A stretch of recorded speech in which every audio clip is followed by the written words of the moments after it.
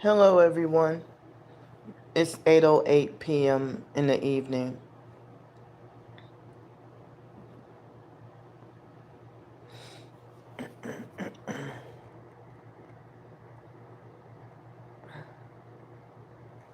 I wanted to try to surprise everybody, and the cult criminals, they're illegally in the chat already.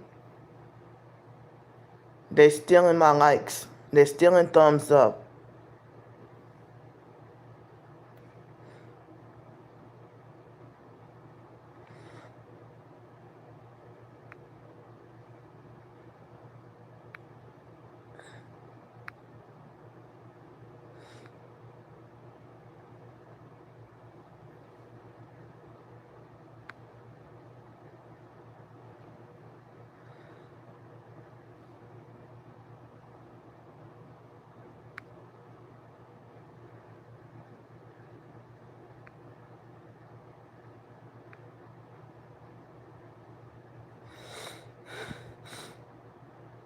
I'm waiting for more people to come in. I'm trying to take this thing and see, they're messing with the live stream.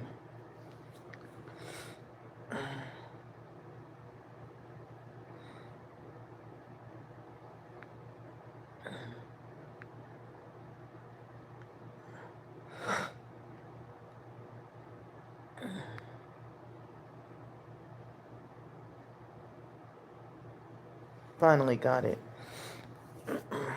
So I'm waiting for more people to come in.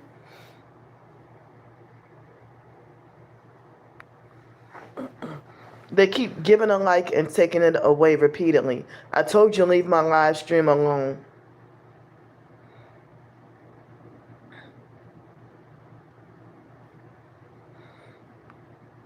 See, y'all want to try to falsely paint people as, oh, you're trespassing or you're trying to get me wrongfully banned from everywhere.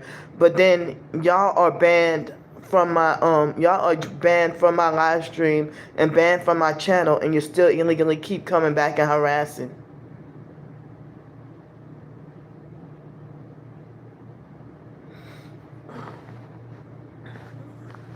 You stalking cult criminals, y'all are banned from my channel. So y'all are freaking hypocritical. And they still messing with the stream, being stupid.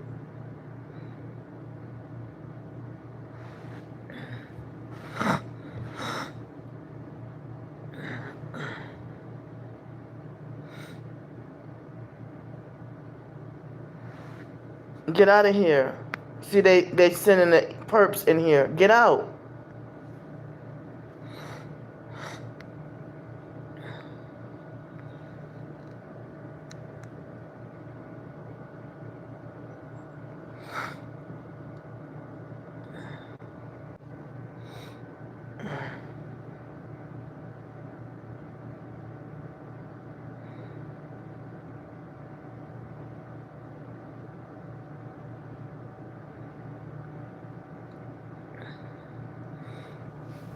So, wow, I had accumulated enough points for a free hotel night.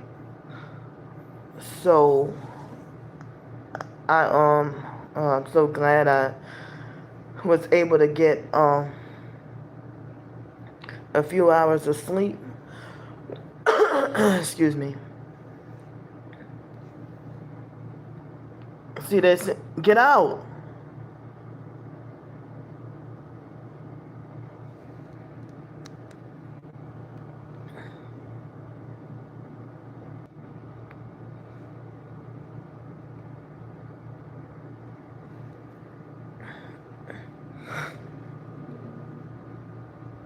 So I was able to get a few hours of sleep, and they're still messing with the chat. See, this proves right here that you can't even do something at the last minute or be spontaneous or random while you're targeted, because they will still mess with you. People try to make it like, oh, if you do this at the last minute or change up your routine or do something different, then the stalkers, it will take them longer to bother you. Like, as soon as I came live streaming, they're illegally hacking in and sabotaging the chat already. I'm trying to do something productive.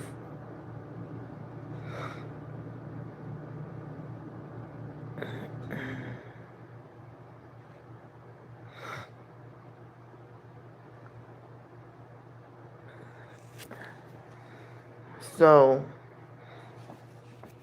they illegally blocking the chat, and they're slowing me. They're holding my time up because I have something to do.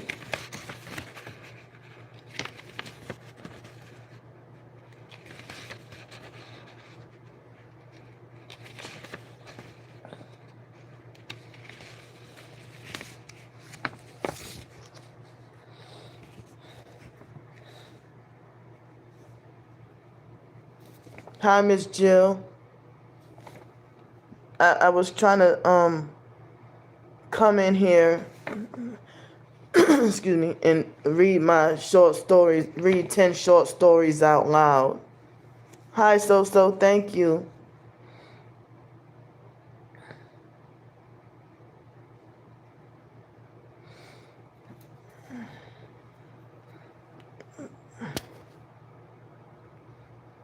Oh, my legs are swollen. I was trying to, wait for more people to come in the chat. I feel like throbbing pain on my left leg near my ankle. Excuse me. So, well, I was trying. I'm screenshotting your crimes. The stalkers, they're messing with the chat. Hey, Miss Maxine. Thank you. Well, they're messing with the chat so bad. I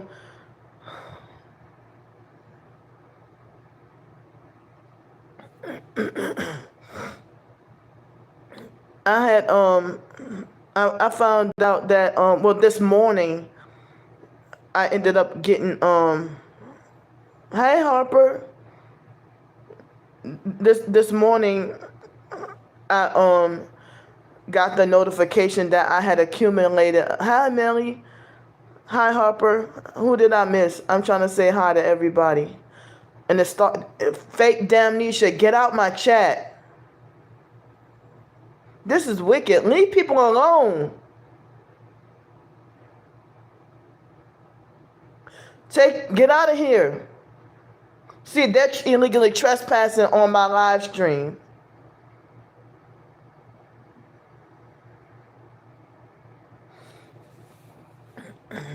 So, I had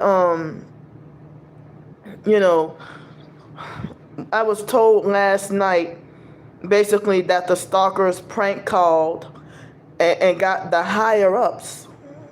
They got the higher ups at the aquarium, like the big bosses at the aquarium. The stalkers were illegally got a hold of the big bosses at the aquarium, showed them my YouTube videos and live streams, and they lied on me and said that I was harassing, chasing, and cursing kids out. And they're trying to talk about, oh, if you continue with this behavior, one of the security guards try to say, if you continue with this behavior, then, we'll have you removed from the park. Oh, wow. I wonder how I think that there is a way you can kind of donate points some kind of way. But I can't, I'll tell you privately. And they're still harassing me. So, I put in the most recent community post about the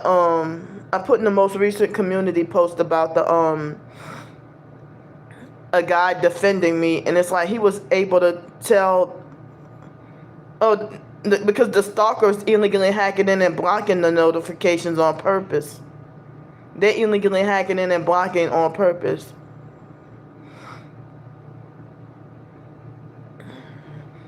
Oh, I mean, I think that people could give other people their points and stuff like that too. I'm not sure how that goes. Excuse me. So yeah, because the stalkers, they illegally hacking in and stopping notifications on purpose. Like I mean, like I don't even think that Camilla received a notification, and either that or she got the no or she might be trying to get in and they're blocking her. I mean, they illegally hacking in, excuse me, and playing so many games. Um, so yeah, like if the stalkers, they're stalking, harassing, and spreading lies about me and getting me wrongfully banned from places and thinking it's funny and stuff, and then the people who they illegally swap me to, or if they lie and have someone say, "Oh, if you continue this behavior," and if they talking about, "Oh, if you continue this behavior, I'm screenshotting your crimes. Leave me alone."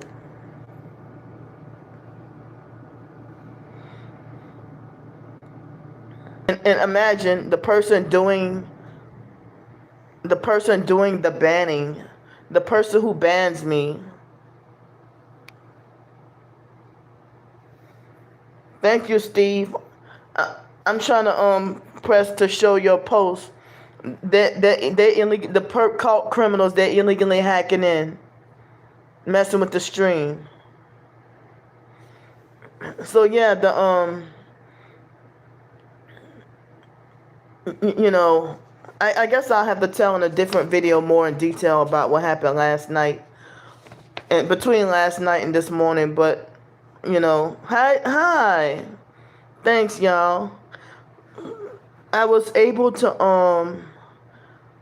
Talia, I was able to hi Steve. I was able to accumulate enough points that I got the notification this morning that I have enough points for a free room tonight. And so the rest of the funds that I used, you know, excuse me, I had to get some more personal hygiene items.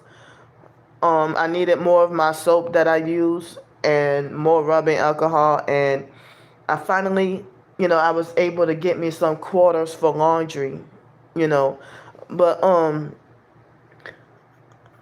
like in the middle of the night, like I was agitated that I left like maybe it was like 1 or 2 something in the morning. Yeah, it does sound a little. I think I am getting a little bit sick again. I almost got hit by a gang stalking car. I have it on video too. A gang stalking car with one headlight out. He tried to hit me with his car, and I have it on video. And he tried to hit me with his car, and he nearly splashed me. I have it on one of my perp walk videos from this morning. Just one.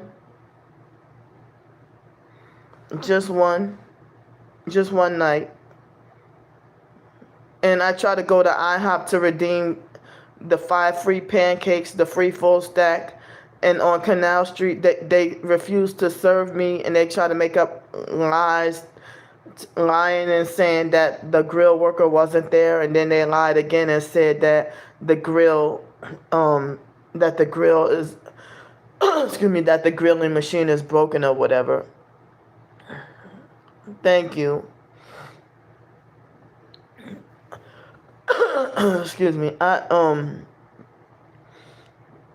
So I mean, then I tried to go to Waffle House on Canal Street, and they said that they were not allowing anyone to go inside of the place. And it's like I needed to eat something and charge my phone bad. Well, I had went to another place to go. I had to wait until at least 5 o'clock to go to. I'm not gonna say the place, but it was a place. I went to a place this morning, and I took a long walk. After getting off Canal Street, and I walked down North Broad, someplace I haven't walked down there in a long, or been down there in a while, But I walked down there, and went somewhere to go and get super early breakfast, and then the lady was really nice, but one of the other workers was rude. But and then I was able to charge my phone a little bit, but then I got on the bus, and then I had to go to fake Walmart, and I got what I needed to get. I was so sleep deprived and tired that I had I was so sleep deprived and tired that I didn't walk around because did a lot of walking earlier. So I had hi Mr. James. Excuse me. So I had went to earlier to I went to get the hygiene items and things that I needed. And then yesterday YouTube sent me a coupon. And when I went to, I rode that buggy. I rode the sit down buggy inside fake Walmart. I haven't done that in a long time. I rode the sit down buggy, you know, and it seemed like almost not everyone, but almost every employee was rude to me. Not every single one of them, but they had a couple of nice ones. But I got my stuff, and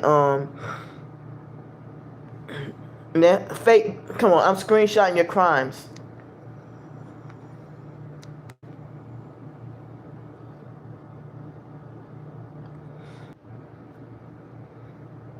All right. Excuse me. Hi, Camilla.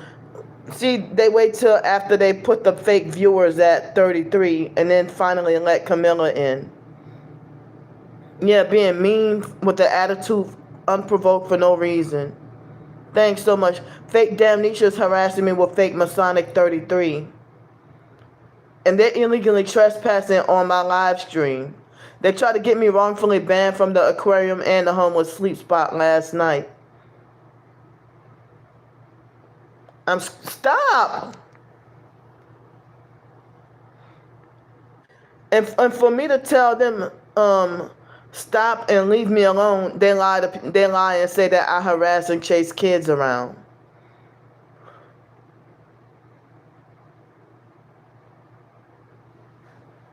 So excuse me. So they gave me a Subway coupon. Like YouTube yesterday, they sent me a where I could, if I buy, I could get like I got like a $10 incentive or whatever.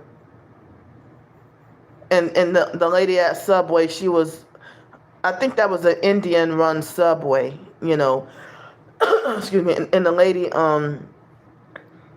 she also tried to refuse to serve me, and she tried to refuse to serve me, and she she tried to refuse to serve me, and she tried to make it like as if the coupon is only online. And I'm like, no, I don't have to go online. I could go in store also. See, the stalkers they're not getting enough attention. They're desperate. They won't leave me alone. They're harassing me with fake Masonic 33 viewers, and they were harassing me with 41. They won't leave my chat alone, and they're harassing even more. You're illegally trespassing on my live stream. Get out. Because if another targeted individual, I'm screenshotting your crimes. Leave me alone.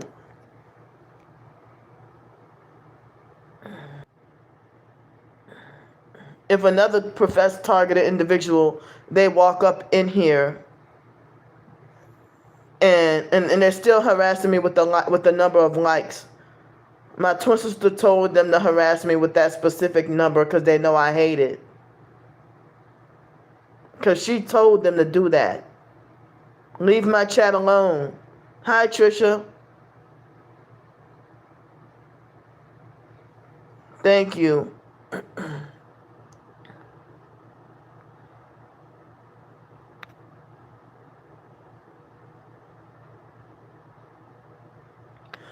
And so,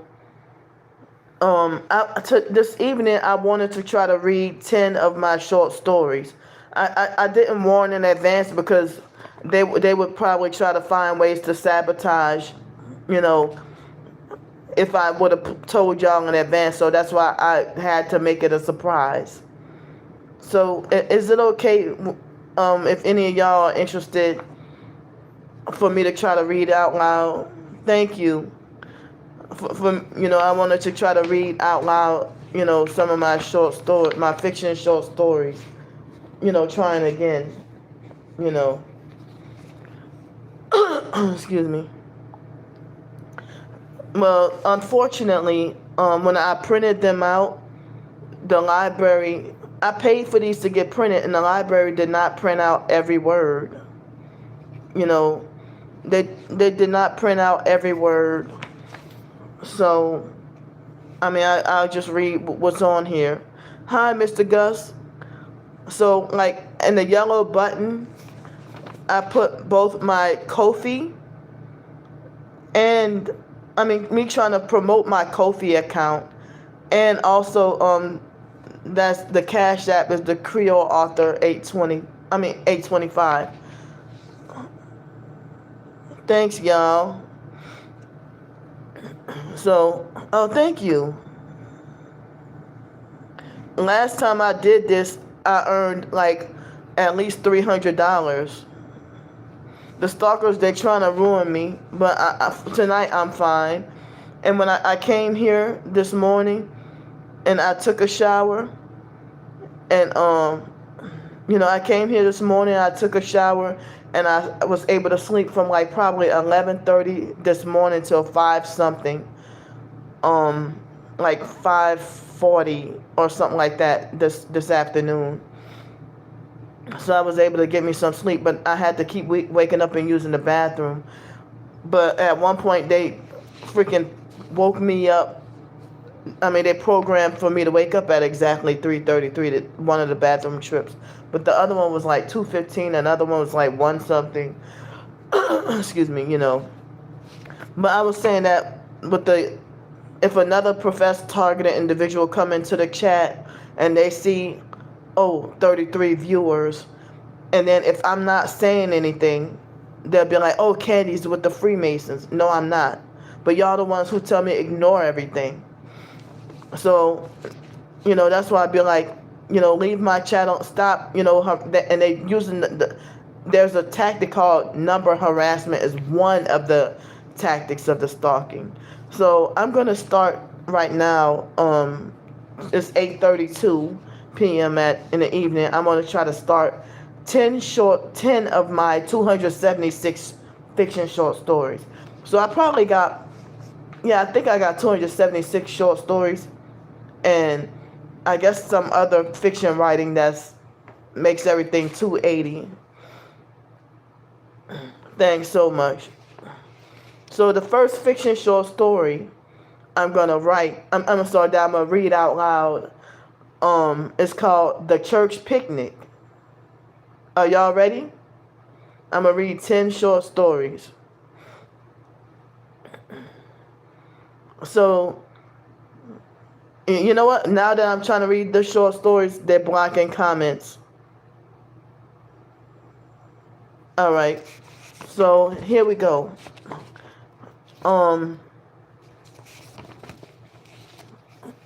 A non-denominational Christian church called A Place at the Table Ministries decided to hold a picnic on Saturday, June 20th, the first day of summer.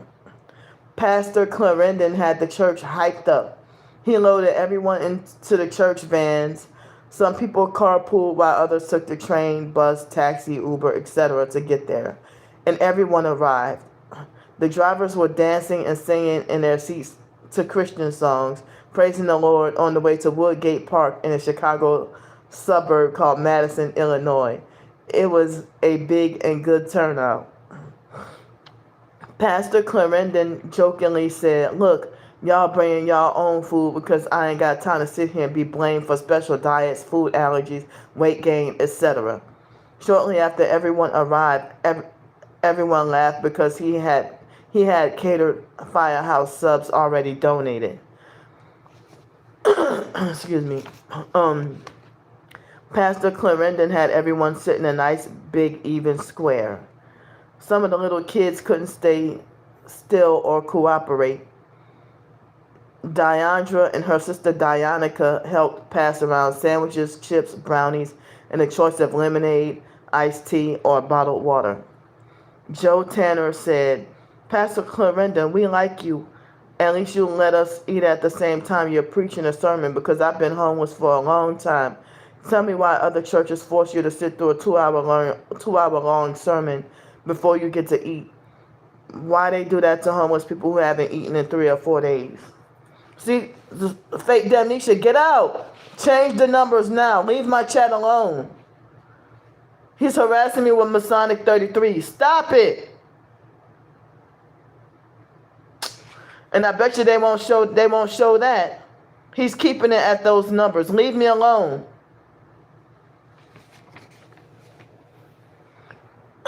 Excuse me. And y'all, they're blocking comments too. Thanks so much, Miss Maxine. So, also the Ko-fi link, kofi.com/targeted Creole. If anyone wanted to donate to the Ko-fi or tip me for, it's like, this is like the online version of busking, when people have people busking with, when people do busking and, like playing music or something out on the streets and they get tips for it. And the stalkers, they still keep harassing me. Leave my chat alone. And they don't want me with any support from targeted individuals. They so badly they don't want me with any support. Take it off the numbers and leave my chat alone. Y'all, just know that that's not me. I don't have any control over that. They're illegally hacking in and messing with the numbers. Thank you so much. See, they're mad at me trying to accomplish something good. Take it off. They won't listen to me. They're illegally hacking in, messing with the live stream, and they're illegally trespassing on my live stream because I have them banned. Excuse me. Pastor Clarendon responded, "Well, I can't answer for what other people do, but as for me and my house, we will serve the Lord. Amen." The members repeated, "Amen." Demetric and Bernard said, "Thank you, Pastor, for the much-needed fellowship and assembling, because they got some lonely people around here." Pastor Clarendon said, "Who has to be lonely when we got the Lord? Amen." Thanks, y'all. Hi, Julia. Excuse me. The members again repeated, "Amen." People continued chattering and eating as Pastor Clarendon was preaching his sermon about the Father's business and soul winning. The heat was intensifying a little as time went on. Some of the members made jokes laughing about how they can cool off by pouring ice water down their necks instead of fanning themselves in church. They thought it was better. Miss Lavonda said, "Y'all better get right with God, because if you can't handle this heat, then how you going to be able to handle the burning in hell for eternity? You better examine yourself to see whether or not you're in the faith, because we're in the end times. God ain't playing." Everything got really quiet for at least a good 10 minutes. Exactly, Miss Maxine. Wow. They're cruel. Excuse me. After the sermon was over, the pastor had everyone to stand up and sing and dance along to the gospel songs. He encouraged everyone to be creative with the dancing, but not to get too carried away with it.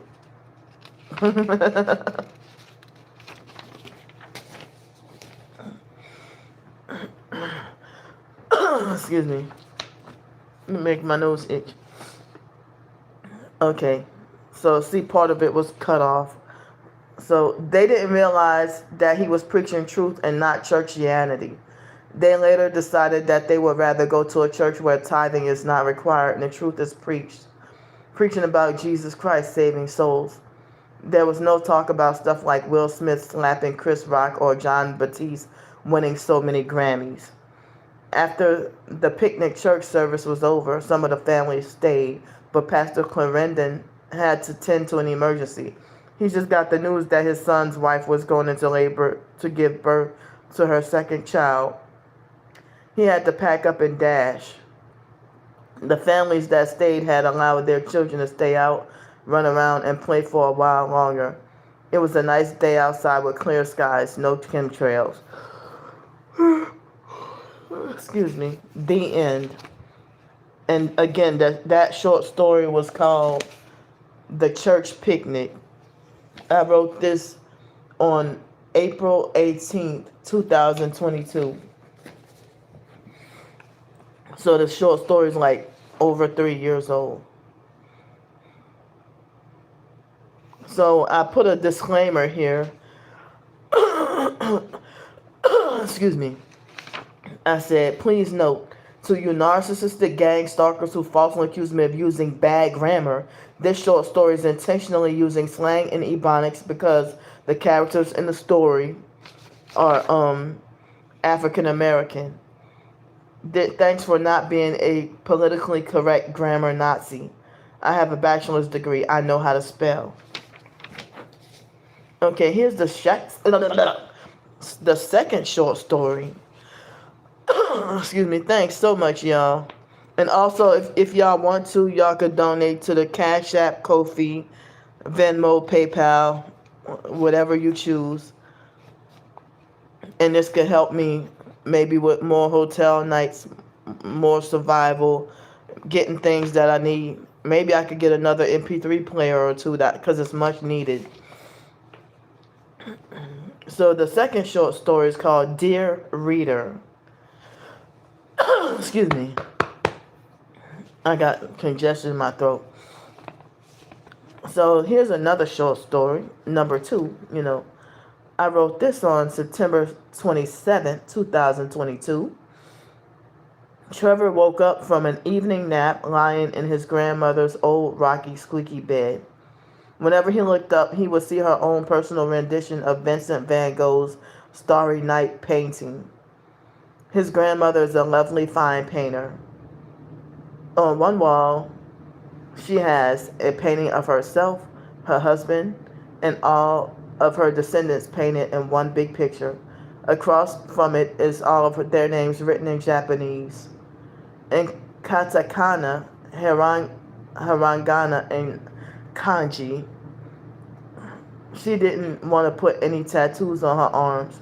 One side of the wall has all of the grandchildren scribbled that they made as babies and toddlers, including Trevor's. Years later, Trevor took a permanent marker and put a neon yellow circle around his. The fourth side of the wall is left blank. Trevor loves that room and is his favorite room to go in when he wants to clear his mind and think. Trevor was doing some intermittent fasting and praying. Excuse me. He walked into the kitchen and was tempted to eat dinner. Then a bad memory entered his mind, which caused him to lose. Oh, wow. Thank you. Well, they so many people praised her with being talented with music and poetry and stuff.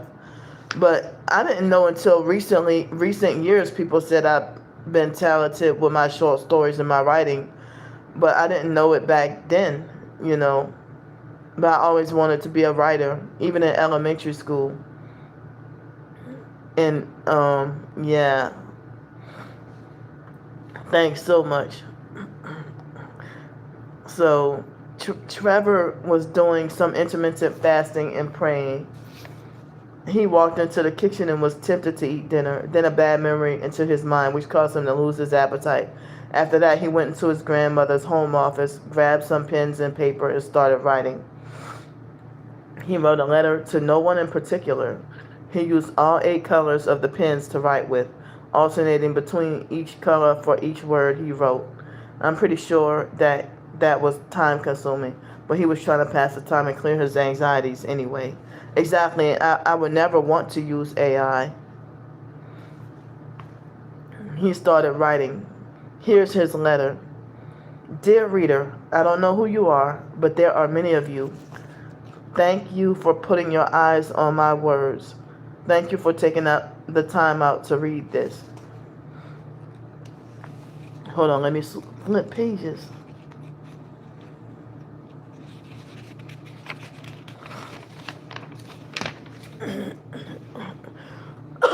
Excuse me.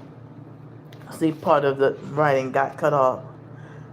Oh, something about, okay, what I want you to know about my dear granny. She is the best granny in the entire world, a servant of Jesus Christ, the best homemaker, the best cook, the best cleaner, the best driver on the road, the best wife, the best mother, the best dressed, the best gardener, the best teacher, the best joke teller, the best folk tale teller, the best secret keeper, the best friend you could ever have, and of course the best painter, the Jill of all trades. I don't know what I'll do without my dear granny. I'm not leaving this house until I get an answer about my favorite granny. Granny's favorite room in the house is her bedroom, which is also my favorite room. The neighbors, family, friends, and church members were also fasting and praying for Trevor's granny. Miraculously, she was healed of her illness and able to rejoice and tell her testimony and go back home to her favorite bedroom. The end. So that was Dear Reader. Excuse me for having so much mucus in my throat.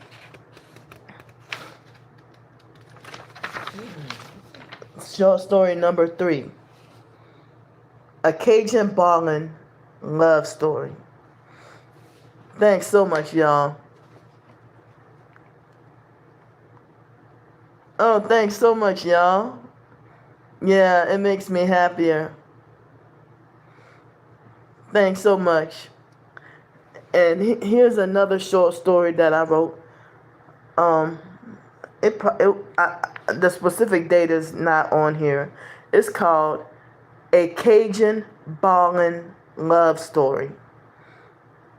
So here's a bit of background. Thank you so much. Let me make my nose itch. So if anyone were to donate to the Ko-fi, there would be a banner that would come across on a live stream. It's very cool. Y'all not required to donate, but it would be greatly appreciated. But I would rather, if y'all just enjoy and listen, and that would be great enough. If y'all like reading y'all like listen to me read my short stories.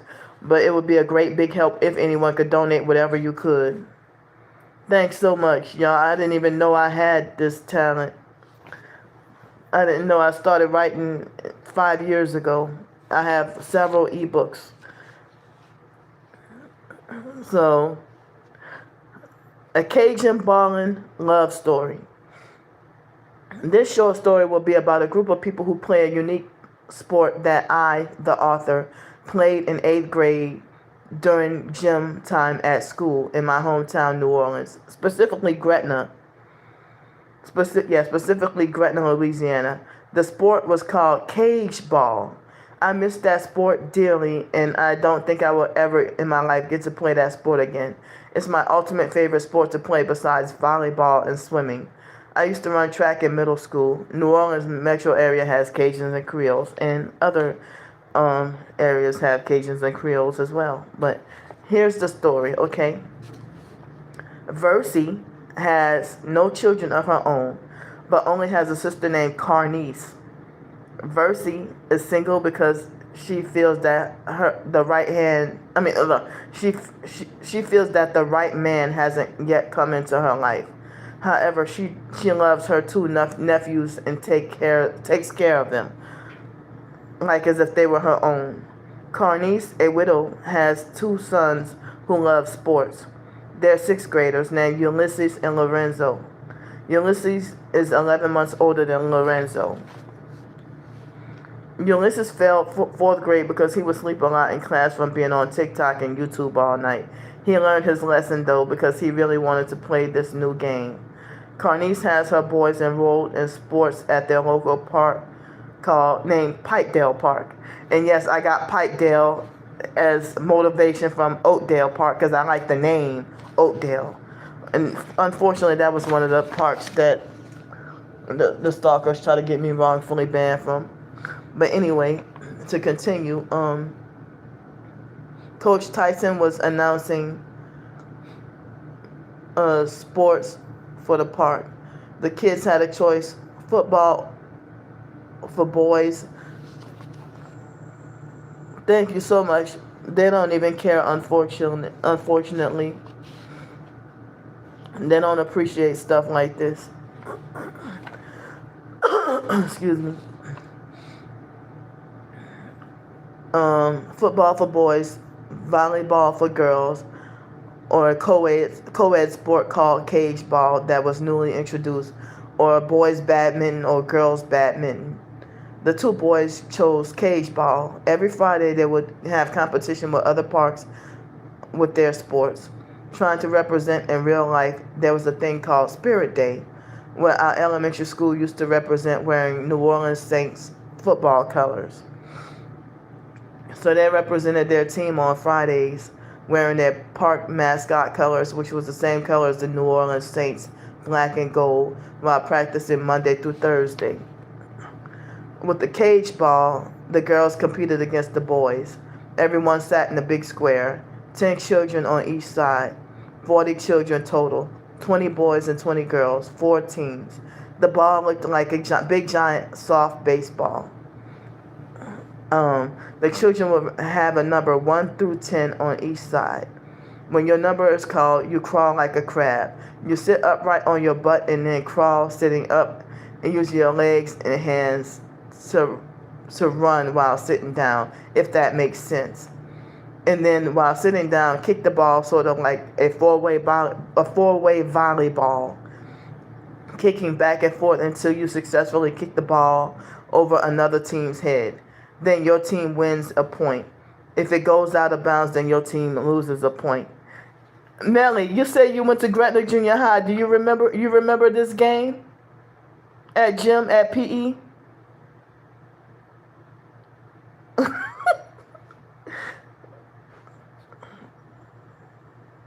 I probably had gym with you and just don't remember. Excuse me. Yep.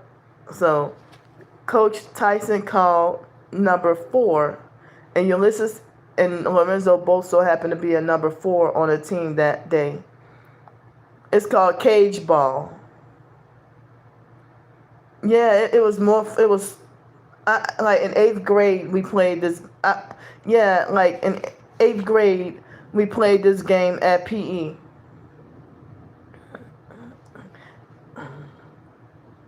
Oh, thanks, y'all. Excuse me. Yeah, so. Alright, hold up. Alright, so. What was it? Ulysses and Lorenzo both so happened to be number 4 on a team that day, but Lorenzo's team.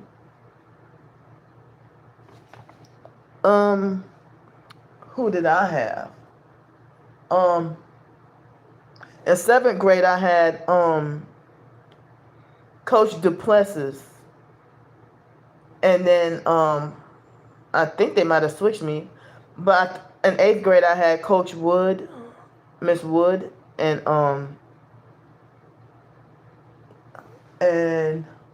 dang.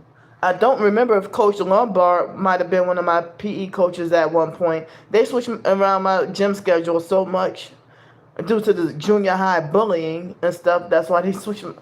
I mean, not at gym, but I think other classes. And so they had to switch around my schedule so much. But I think at one point, Coach Lombard was my coach. And I might have had Coach Miller, the black man. Yeah. But that fake Miss Christmas I don't remember if she was my gym coach, but I had her as an English teacher, and she was the track coach team, and yeah. But I think I did have Miss Wood, and I definitely had Coach Duplessis in 7th grade, and I don't remember who was my 9th grade teacher. I mean, um, and Miss Duncan, she left. Miss Duncan. Oh, okay. I don't think I ever had Coach Toops, but I saw him around. Yeah, everybody liked him. He was like bald at the top, I think, and he was a skinny guy. He was kind of younger. I remember Coach Toops, but I mean, I remember seeing him around and his name, but I remember his face, but I don't, I don't think he was never my gym teacher, but yeah. But they used to have that band teacher, Mr. Alvarado. But, yeah. So, and I think I did have gym with, Janine and Janae. At least Janine, I think I had PE with. But yeah, yeah, Coach Duplessis was like Duplessis.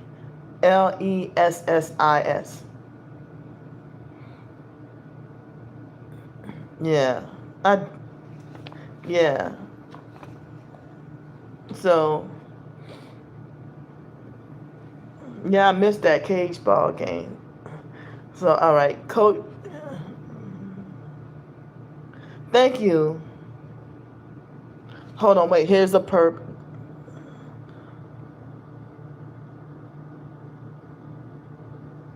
I keep blocking you, stalkers. Get out.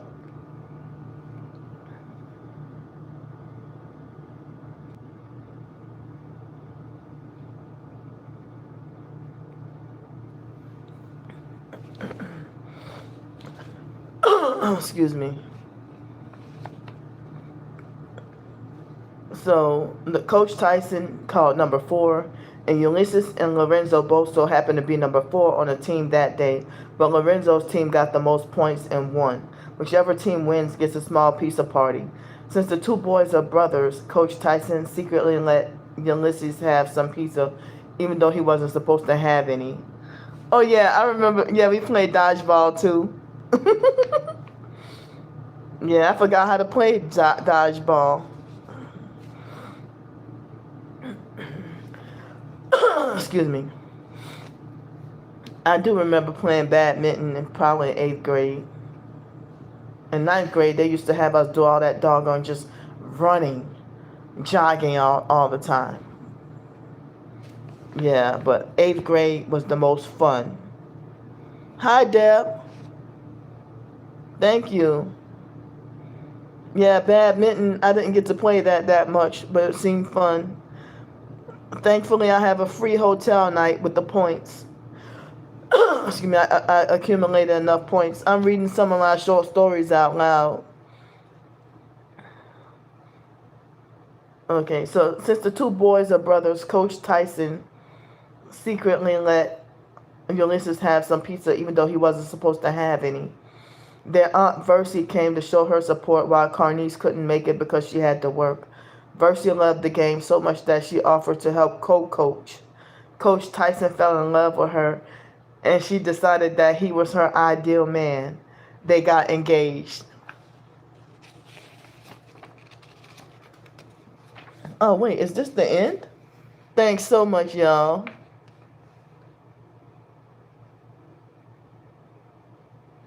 Thanks so much. I definitely need the rest. Oh, this is the end. So the short story I just got done reading was called A Cajun Ballin' Love Story. Excuse me.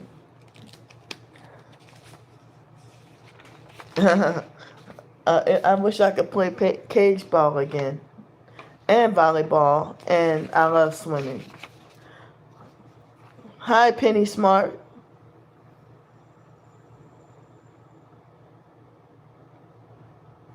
So here's short story number 4. Right? Number 4. excuse me, it's called Stop Cooking Me. So I wrote this February 10th, 2022. Oh, thank you so much. I, oh, all right. So this short story will be written in English since I don't know French.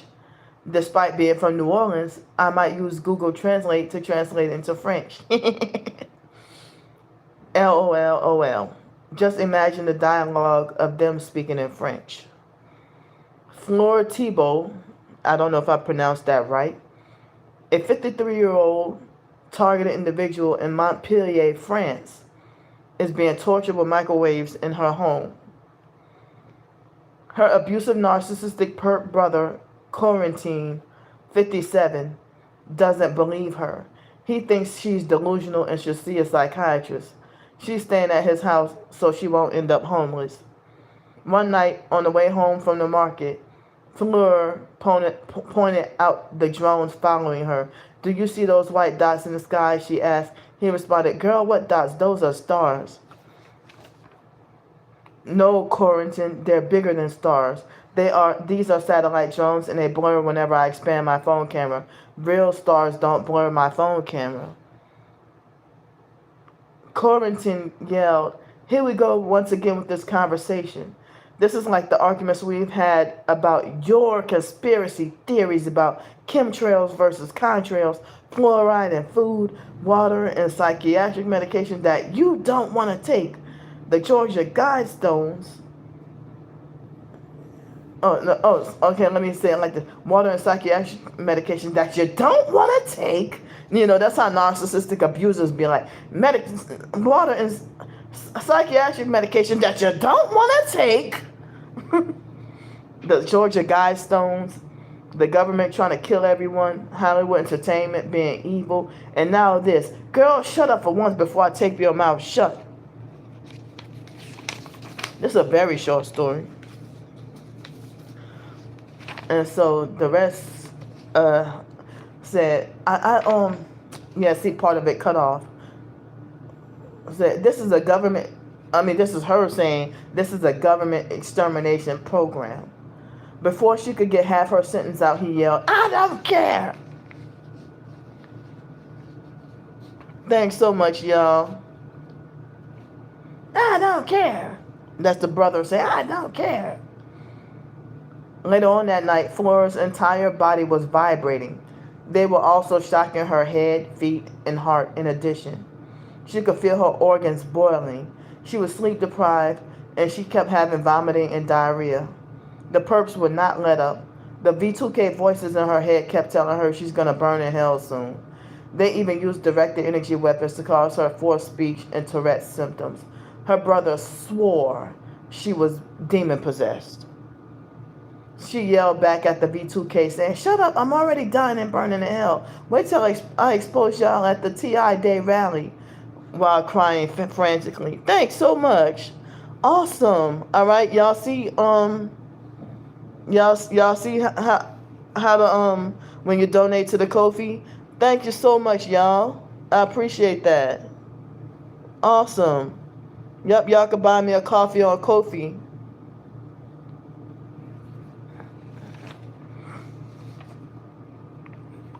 She yelled, okay, all right. So the V2K said, "Nope, because you'll be burnt toast by then." 2 days later, Fleur was found dead. The gang-stalking perp coroners tried to falsely rule her death as a suicide with no foul play involved. Corentin lied to the news media outlets saying that she was a suicidal, paranoid, schizophrenic, and a conspiracy theorist, yet he over-exaggerated with crying fake crocodile tears, pretending like he missed her so much, cared for her, and kept trying to get her some professional help. He pretended like he felt powerless to abuse and control her. She was awakened to the truth and wasn't backing down after they illegally chipped her during breast cancer surgery before she found out that she was a targeted individual. For all we know, it was probably him torturing her with dudes up in that house. The end. So, excuse me, the next 3 short stories is going to be hood. Thanks so much, y'all. The next 3 short stories is going to be hood short stories. So, one short story is called Let's Buy Some Hood Snacks. This is one of my favorites. Excuse me. Y'all ready? So this is like number 5.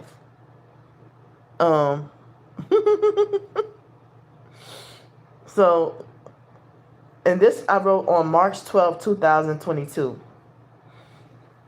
Quentin and Kendall spent the weekend over at their cousin's house. Their cousin's next door neighbors came over to hang out too. Everyone was still exhausted from the block party from the night before. It was lunchtime. Kendall said, "Man, I'm so hungry. Ain't no food up in this house." One of the cousins, Ansley, said, "That's because my mama and daddy too lazy to go grocery shopping. They're always buying fast food." Ansley's next door neighbor, Carrie, said, Shut up, you health nut. Food is just that, food. Shut up, you health nut. Food is just that, food. Ansley started sobbing and saying, Why you always mean? Why you always so mean to me? You hurt my feelings. Carrie said, "Okay, I'm sorry. The only reason why I treat you like that is because I asked you out and you said no. And you told me I look like a Doberman Pinscher." Ansley responded, "I was just kidding." Carrie's dad, Mr. Carrie Frazier Sr., said he came knocking on the door saying, "Now who's that crying about being hungry?"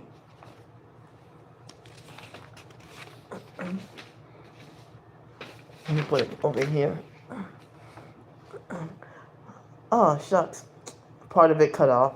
The words say something about lunch from Burger King. Lunch from Burger King. Thanks so much. Now who's that crying about being hungry?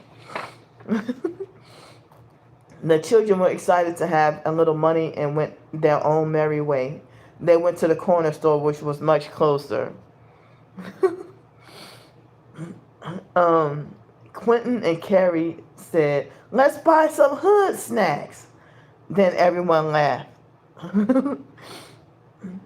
The closest to any solid food that was bought was some pickled pig lips, hot pickles, pickled eggs, and a hot sausage sandwich. Thanks, y'all. Ansley's sister Takaria got all the pickled stuff. Ansley got herself a hot sausage sandwich, Barks red cream soda, and a bag of Mama ramen noodles. The boys bought stuff like Uncle Al's stage planks, moon pies, sugar daddies, and sugar babies, now laters, Mike and Ike's, and wrap snacks. The Middle Eastern corner store cashier falsely assumed that they were up to no good and were trying to steal, but they protested to defend their innocence. He humbled himself and apologized because he said that he got them mixed up with a group of kids who stole snacks out of his store the other day. He gave everyone a free hot sausage sandwich, chips, and Squeeze-It. They got excited and ran back to the house. Thanks so much, y'all.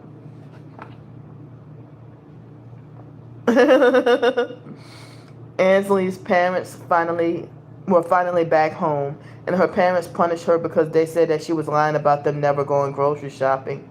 Mr. Carey felt played because the naughty kids snuck and went to go buy snacks instead of actual Burger King. Ansley ratted everyone else out in order to make up for herself getting in trouble. The boy said, "See, and you wonder why people you treat you so mean."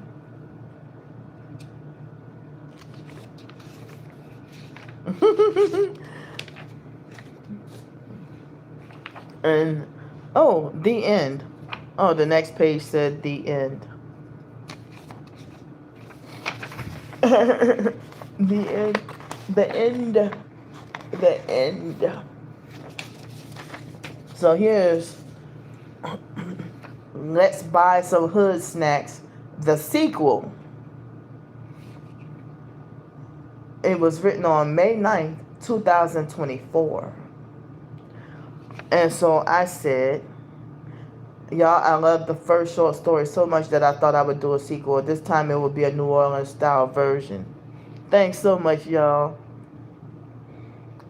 And so I wrote like a few like short stories about like the hood and the candy lady and all, you know. And I wanted, it would be nice if I could be a, hi, Miss Nora, I'm reading some of my short stories out loud again.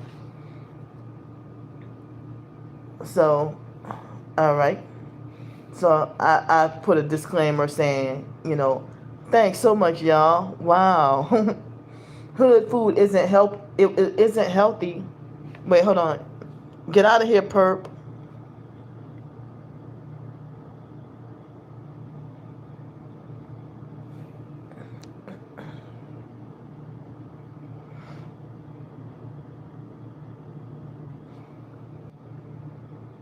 I'm coming, y'all. Hold up.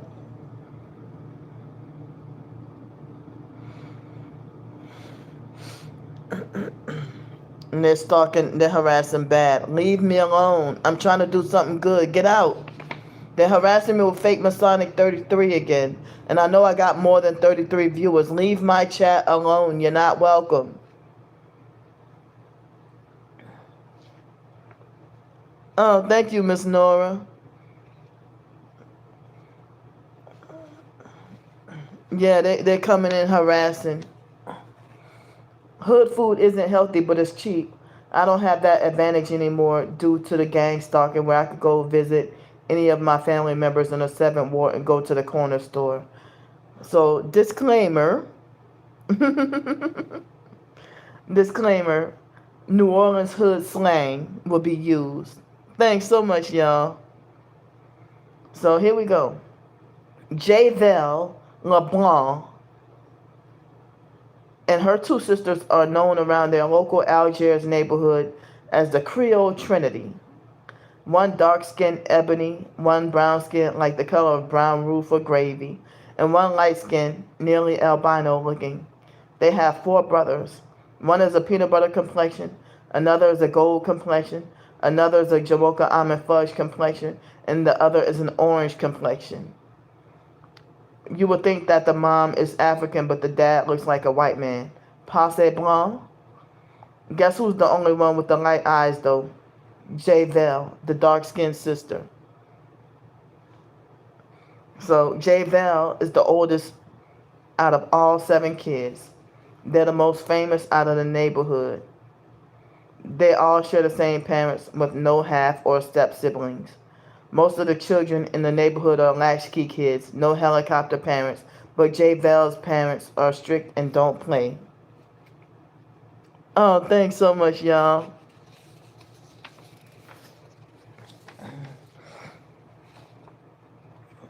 Okay, part of the short story cut off. One of Javel's younger brothers, Jaron, the gold-complected one, was doing something he ain't had no business. He was sneaking and using TikTok on Dad's backup phone while Dad was at work. Mom was at a dialysis appointment. A video popped up on his For You page about which New Orleans hood snacks hit the best.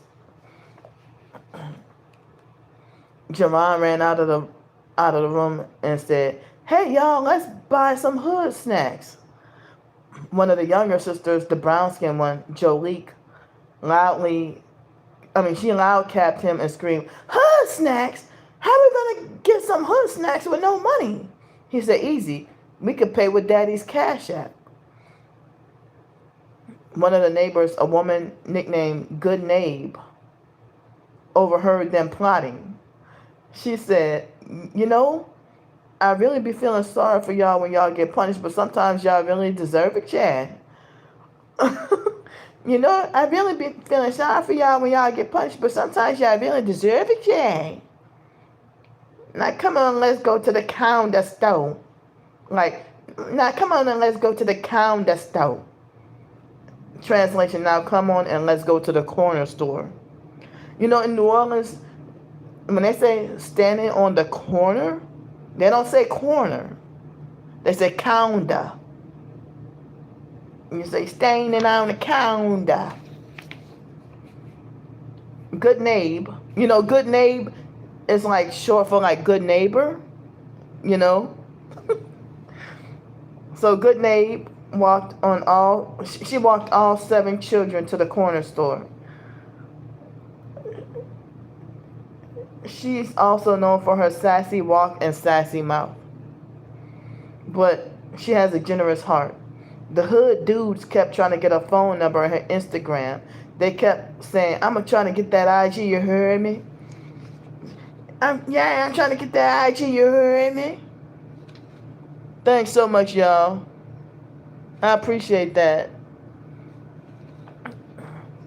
There was also a snowball stand right next door. The kids tried to pick out the most expensive food that they could find. Good Nabe kept telling them, put that back, put that down. Put that back, put that down. That's how they say in New Orleans. Put that back, put that down. Put that back, put that down. That's how they talk. So the kids, they got the chiwis. Some of the part of the story is cut off, I'm sorry. Chiwis, hot pickle, pig feet, and Mexican mango neada, Mexican elote corn, etc. And an ooey gooey cake. The kids wanted either a hot sausage po' boy, a roast beef, Patton's hot sausage, a roast beef, or a shrimp po' boy. And they wanted their sandwiches fully dressed with added hot sauce and cheese. They weren't trying to get a hamburger or a ham and cheese po' boy. They wanted fries with that and chips. And they all wanted watermelon flavored Big Shot soda. Good Nabe spoiled those kids better than their own parents would. The Middle Eastern corner store owner was always giving Good Neighbor whatever free stuff she wanted. That probably was her blessings being returned to her, since she's always doing good deeds for everyone. She would even clean your house for free, give you a free ride, talk you out of getting into trouble. And she's very passionate about what she does for people without expecting anything in return. All she had to pay for was the snowballs next door. And she got, I made a typo mistake. And she got a 75% discount off for the kids, because the snowball stand owner gives children 17 and under a 75% discount every Thursday. Those spoiled kids wanted strawberry cheesecake and Oreos on their snowballs, and she gave it to them. Stop blocking the comments, y'all. After sundown, Good Nabe took the kids to the park to play basketball, to burn off everything they ate. Some of the other kids were looking a little jealous. Javelle and her siblings weren't stingy. They shared some of their food with the neighborhood kids at the park. After that, there was a surprise pizza party at the park, sponsored by the city, and the kids danced, partied, and had a good time. No crime. Oh, thanks, y'all. Once Good Nabe took Javelle and her siblings home, they were scared. Good Nabe explained to both parents what happened. The mother, Jeannie, demanded the kids to fess up. Jerron was honest and then took his own punishment. He apologized for his wrongdoing and accepted that he will be grounded from summer camp this year. He spared all of I guess part of the writing got cut off. Thanks so much, y'all. Okay. Part of the short story got cut off. Joshua was surprisingly merciful that night. Jerron was sorrowful for what he did, and he vowed to never do that again. Jerron was even afraid of going to jail. Who knows, if Good Nabe didn't step in, they got busted later on, Jerron probably wouldn't have been honest, and some of the other siblings probably would have chimed in on the scheme and gotten themselves into a world of trouble too. The end. All right.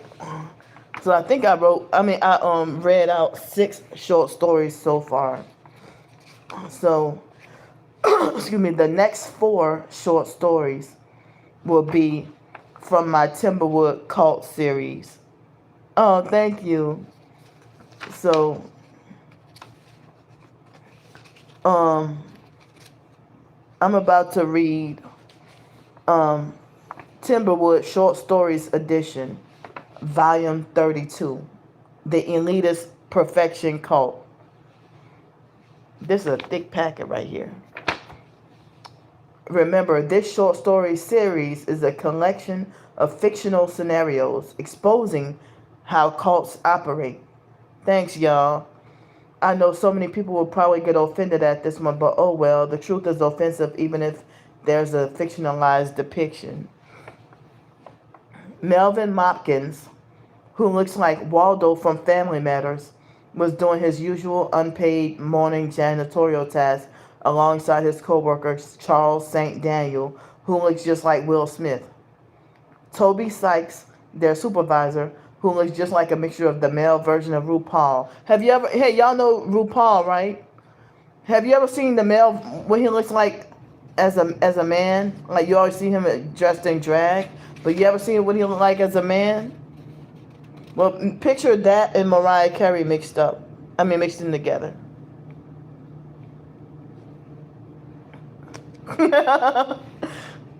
Stop doing. Wow, the stalkers, they're mad that the attention is not on them. Leave me alone. They're harassing me, y'all. I'm trying to do something good and they're harassing me. Take it off the bad numbers and get out. You're illegally trespassing on my chat and you're banned. You're stalking cult criminals, you're banned. Get out. They're harassing me. They're illegally hacking in and harassing me with fake Masonic 33. That's not me doing that.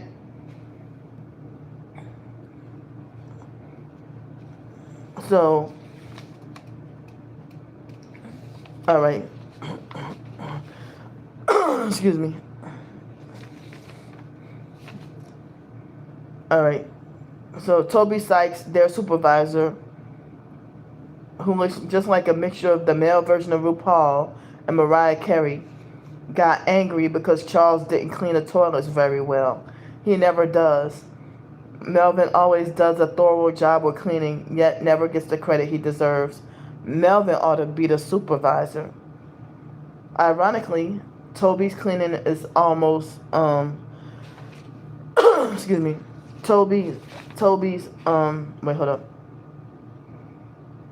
Toby's cleaning is almost as bad as Charles. Toby likes to scapegoat Melvin and blame Melvin whenever Charles cleans the toilet restrooms poorly. Toby is narcissistic and acts like he delusionally believes he's bigger, better, and higher than perfect. It's possible that Toby is jealous of Melvin and it has something to do with them being both being gay men.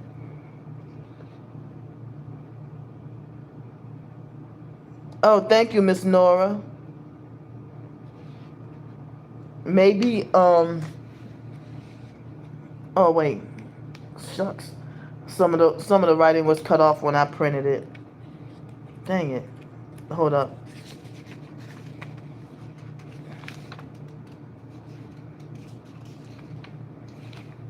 So, yeah, Timberwood cult, they want to force their members to be gay, bisexual, transgender, with the mind control and stuff. Charles, on the other hand, is assumed to be straight, but he's a loner. He's always by himself. You never really see Charles with any friends or family around. You never see Charles socializing with other people, excuse me.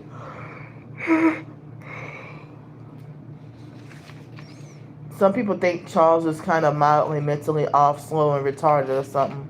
Like as if he ain't mentally got it all. Charles is partially hard of hearing. Thanks, y'all.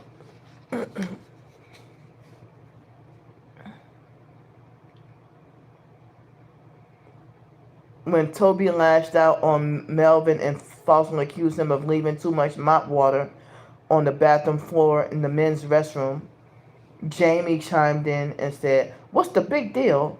The floor is going to dry anyway. Stop blaming everything Charles does on Melvin. Charles cleaned that bathroom and it doesn't look bad at all. Stop trying to act perfect with everything." Danielle Sanders said, "Yep, Timberwood people are always running around hollering that nobody's perfect. And then when you make the most minor correctable mistakes, they treat you like you committed blasphemy against the Holy Spirit or something. Big deal."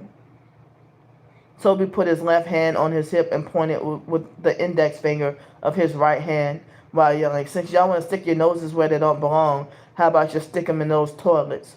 Come on, you and you, while handing Jamie a mop and Danielle a sponge. Jamie looked at him like he was crazy and said, I ain't cleaning shit. I don't have to listen to you. You're not my boss. I have a whole husband to submit to. Your power trip is laughable. Oh, thanks so much. Wow. Thank you so much. Awesome. Part of the short story got cut off. Okay, the way on the polar opposite side of the room. And when he fell, it's like when Jamie punched Toby all the way on the other polar opposite side of the room. And when he fell, he broke his ankle. Not sprained, broke. He broke his ankle. Not sprained, broke. Jamie wasn't playing. Jamie will fight a man and kick his ass too. Jamie didn't need her husband to step in and defend her. Toby cried like a bitch and threatened to press charges. Sorry for the profanity. It's me exposing how cults operate. Timberwood cult members fight all the time. It's an almost daily occurrence. If someone isn't breaking up a fight, then someone is always having to de-escalate an argument. Thanks so much. Danielle just stood there in shock and horror. She didn't want her friend to go to jail for self-defense. Some of the cult members who were hood, ghetto, and thuggish got angry and called Danielle stupid, saying, why didn't you jump in? You were just standing up there looking like a zombie, looking like a big dummy. What kind of friend is that? Jamie was heavily out of breath with her face all red. She said, don't be so hard on her. Not everybody's a fighter. That's everyone's problem. Y'all revel in constant chaos. Thanks so much, y'all. Luckily, Jamie didn't go to jail. The cult members don't usually call the police for fights anyway. They have their own special secret fake prison for those who righteously disobey or go against the cult. An urgent mandatory meeting was called by Miss Mary Ethel. She told Jamie's husband, Jason's cousin, Terrence, to make an announcement on the loudspeaker. He refused, so she got mad, grabbed him, and locked him up in a small janitorial closet until after the meeting was over.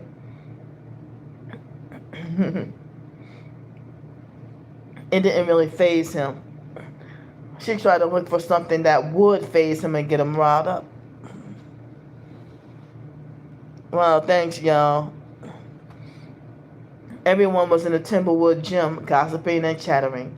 Miss Mary Ethel had the CEO, Russell, to do a fake stern lecture on what he, from now on, expects from the cult. Some of the writing got cut off. Their opinions about his expectations. The first 7 people defended and agreed with him, trying to rationalize and make sense of his expectations. The 8th person, you gotta save the best for last, who's Tracy's younger sister, Trinice Rojas. Rojas is the way you say it in Spanish. Got up and told the truth, and the whole truth, and nothing but the truth. They treated her like she was testifying in court and lying under oath. They knew she was telling the truth and couldn't handle it. Trinice talked about everything having to be so perfect from a flawed human perspective rather than a godly perspective. The fake cult police handcuffed her and hauled her away before she could finish speaking her mind. Her 5-year-old daughter, Trinaya, was crying hysterically. She was traumatized. Trinice was fighting and wrestling. She was crying and exclaiming, no, y'all can't do this to me. No, you can't do this to me. Y'all can't do this to me. I have a child to raise. Stop, no. 8 football player-sized men rough-handled her, wrestled her to the ground, and handcuffed her like actual police brutality out in the streets in regular, normal society. They hauled her away, and she was gone to who knows where for a very long time. Trinaya was hurt for days, couldn't eat, couldn't sleep, couldn't do anything. She was depressed and always crying for her mom. No 5-year-old should have to go through this. Thanks so much, y'all. Oh, you saw it, Miss Nora? You saw that, huh? Wow, that was attempted murder right there. He had one headlight out. Yep.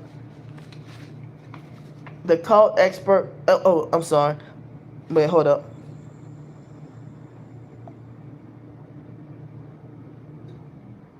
That looks like a bunch of kids in that picture. Wait, what question?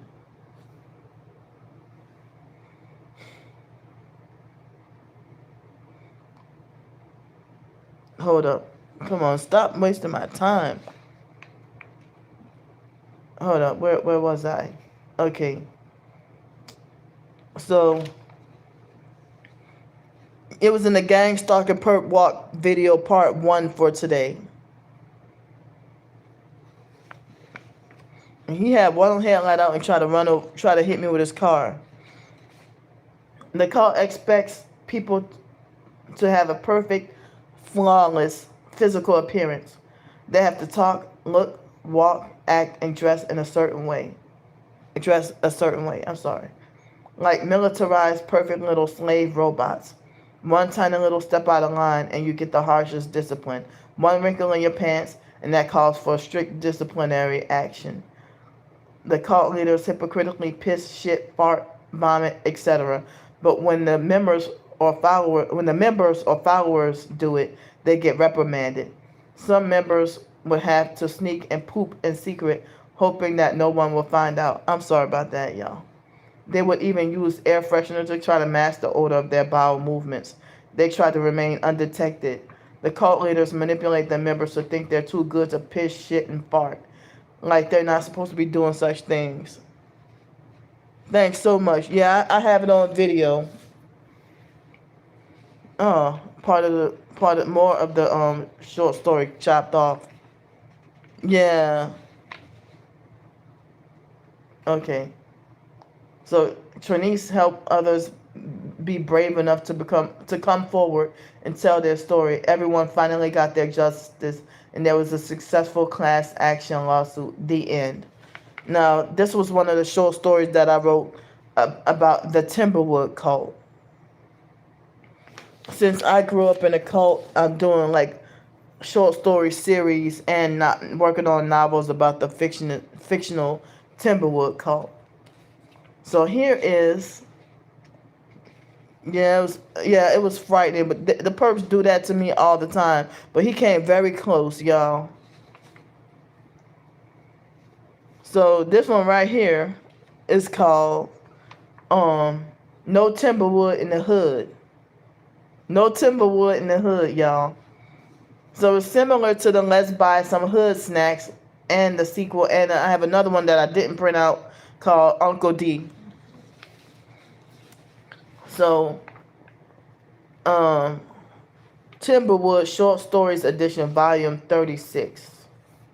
This one you might get a little emotional. Cornelius was in the office fighting for his work paycheck that Timberwood kept playing with. It was his biggest paycheck to date. It was his biggest paycheck to date. He figured that it was due to covert racism in the cult and them hating his ebony dark skin. He argued with Miss Mary Ethel in the office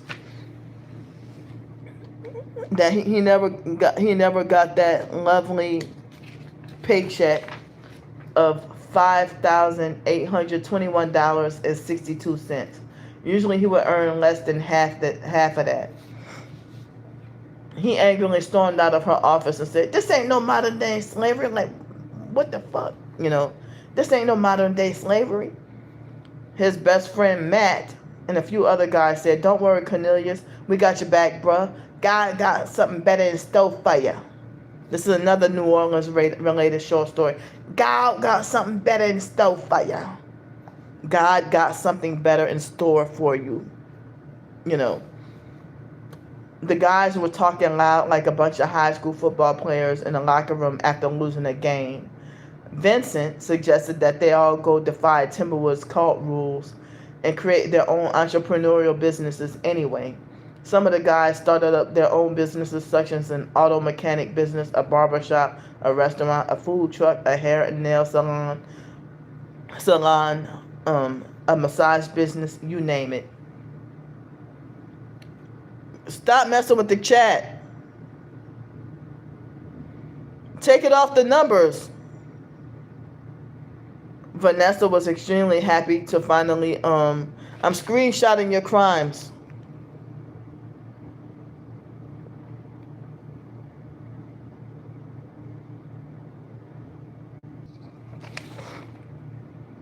Vanessa was extremely happy to finally fulfill her dream of opening up her hair salon that Timberwood kept trying to sabotage for years. Danasia and a few of the women joined her. They all explained their situation to the public and ran a fundraiser both in person and online. Danasia encouraged everyone to pray very hard and told everyone that that they were fighting up against a bunch of devils. At this time, Cornelius was still big and overweight. People tried to compare him to Biggie Smalls. Cornelius said that he didn't want to take that throne away. Cornelius humbly said that he didn't want to take that throne away from the real Christopher Wallace. Notorious B.I.G. They also tried to compare him to Fat Albert and Big Worm from the movie Friday, and they call him the food truck man. Cornelius took out a small business loan for a food truck. He got everything in the works, got his business license, and then everything started popping. He moved back to his hometown, New Orleans, Louisiana, from Portland, Oregon, and plenty of other, let's see. Wow, every time it starts off a new page, it chops off. I wish that the writing didn't print like this, but y'all can look on my blog and my Ko-fi. The blog under the label or tag that says fiction short stories, fiction or short stories, and also the my Ko-fi. Y'all can look down the short stories. So anyway, Cornelius was pretty shy and nervous on the first day. He set up the food truck at the park on North Durgenwall Street off of St. Bernard Avenue in the 7th Ward.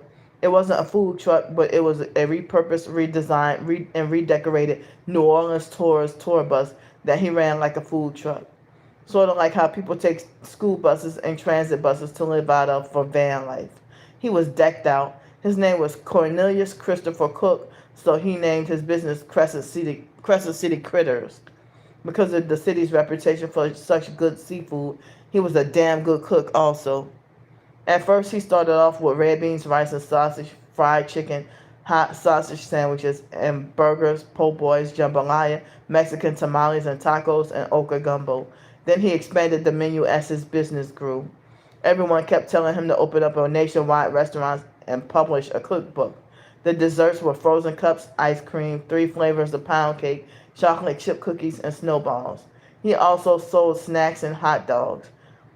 Whatever snacks in the hood, ramen noodles, chips, pig feet, spicy pickle. He had no idea where this would lead him. It was the first week of summer vacation, so he got excellent business.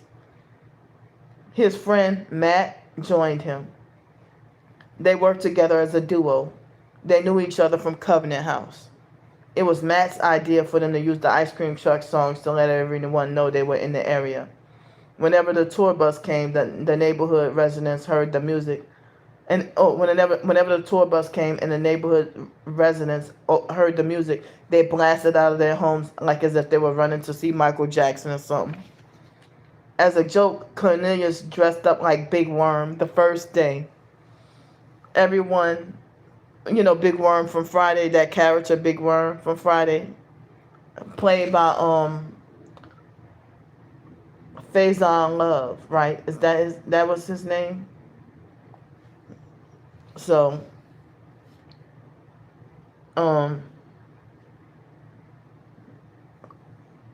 everybody thought he was Big Worm, but he wasn't. Some of the kids thought he was Fat Albert, but he wasn't. Matt was dressed up in a clown suit. That first day, in order to draw everyone to the business, Vanessa, Danasia, Vicky's cousin Tracy, Denise Sanders, and a few other people. Okay. Yeah, they got their business or whatever. See, chop it off some of my writing.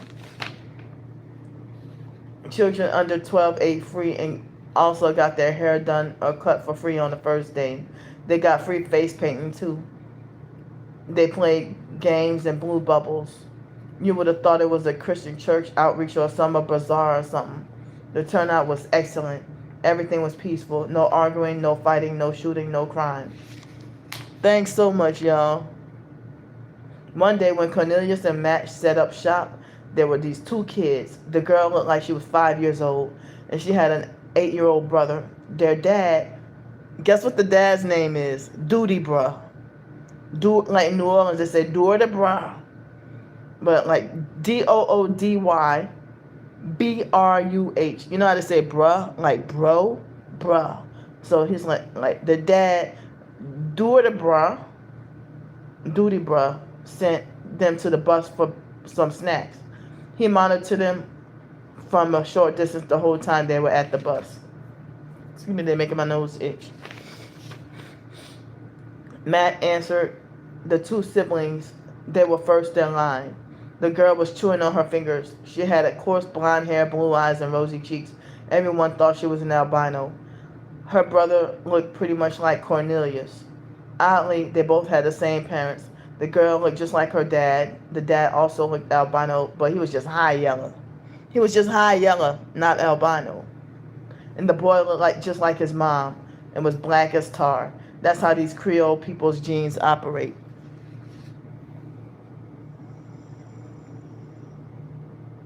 Hi, Johnny.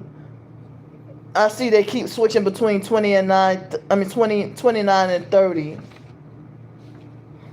Are they blocking comments? Because the chat is kind of quiet. I'm not sure if I heard of the Tamale Man in New Orleans. I might have heard of him, but I'm not sure who he is, but I can try to look him up.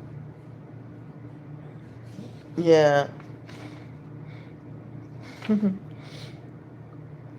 So, Matt said, all right, now what y'all want? Translation. See, they're messing with... Take it off the bad numbers. See, they're harassing me with the numbers. They're distracting my chat. I'm screenshotting.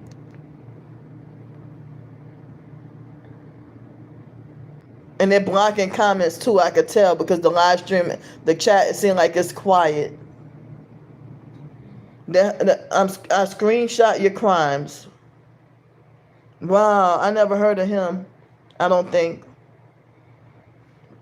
Fake Damnesia, take it off the numbers.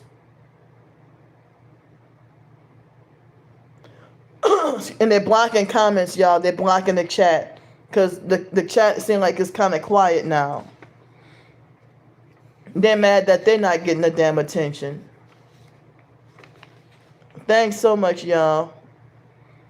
So, like, you know, proper people or people elsewhere would say, all right, now what do you guys want, or something like that. So Matt, thanks so much, y'all. Matt said, all right, now what y'all want? Thanks so much, y'all. The girl said in a shrill voice, my name is Monique, and my brother's name is Quentin. Can we have a popsicle and some pecan candy and some grapes and some bubble gum and some peanut butter and some cake and some marshmallows and some Barks Red Cream soda? Matt was taken aback. Cornelius overheard what they said. He cut his eyes and was like, what? What she think? This a grocery store or something? He couldn't help but to laugh hysterically. The parents really did name those kids after Quentin Tarver and Monique Slaughter. They were in the Hollywood entertainment industry. Excuse me, some of my writing cut off, y'all.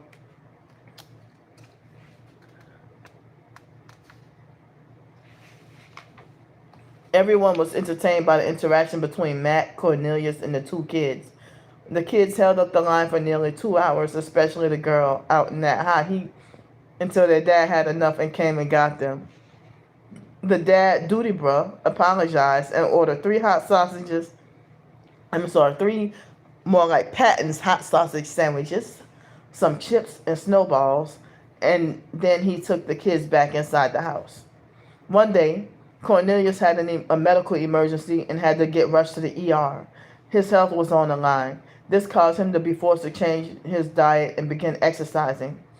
After the medical scare and diet change, hold up, after the medical, all right, I finally see you. I know they're blocking comments. Let's see, wait. All right. So this caused him to be forced to change his diet and begin exercising. Excuse me.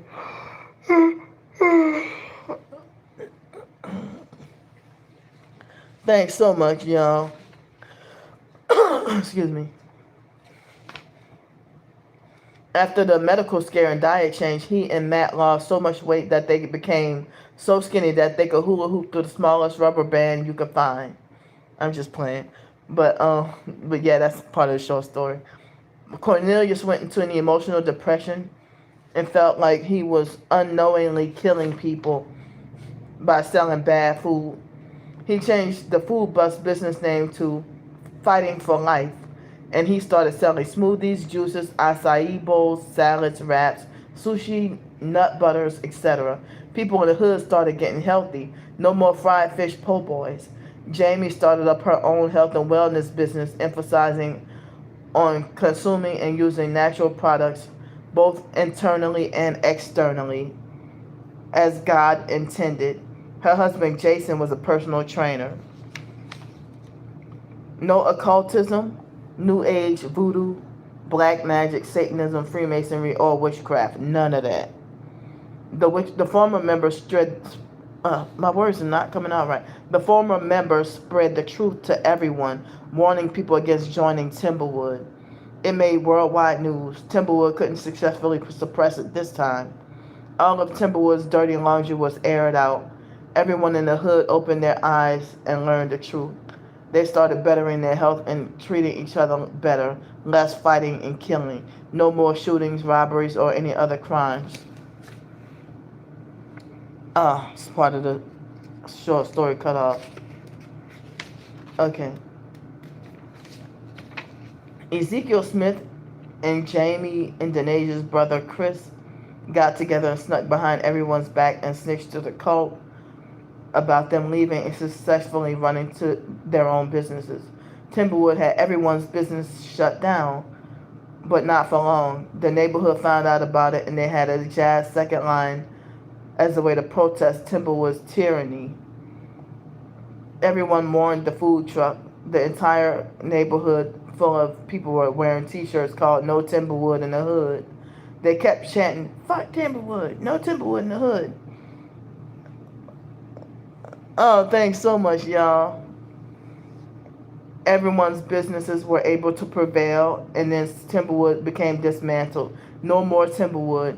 Some of the members had no choice but to go back and get regular jobs, literally flipping burgers at McDonald's. The end. I think I got 2 more short stories left to read to y'all. This one's another one of my favorites called Breakfast Be Bussin'.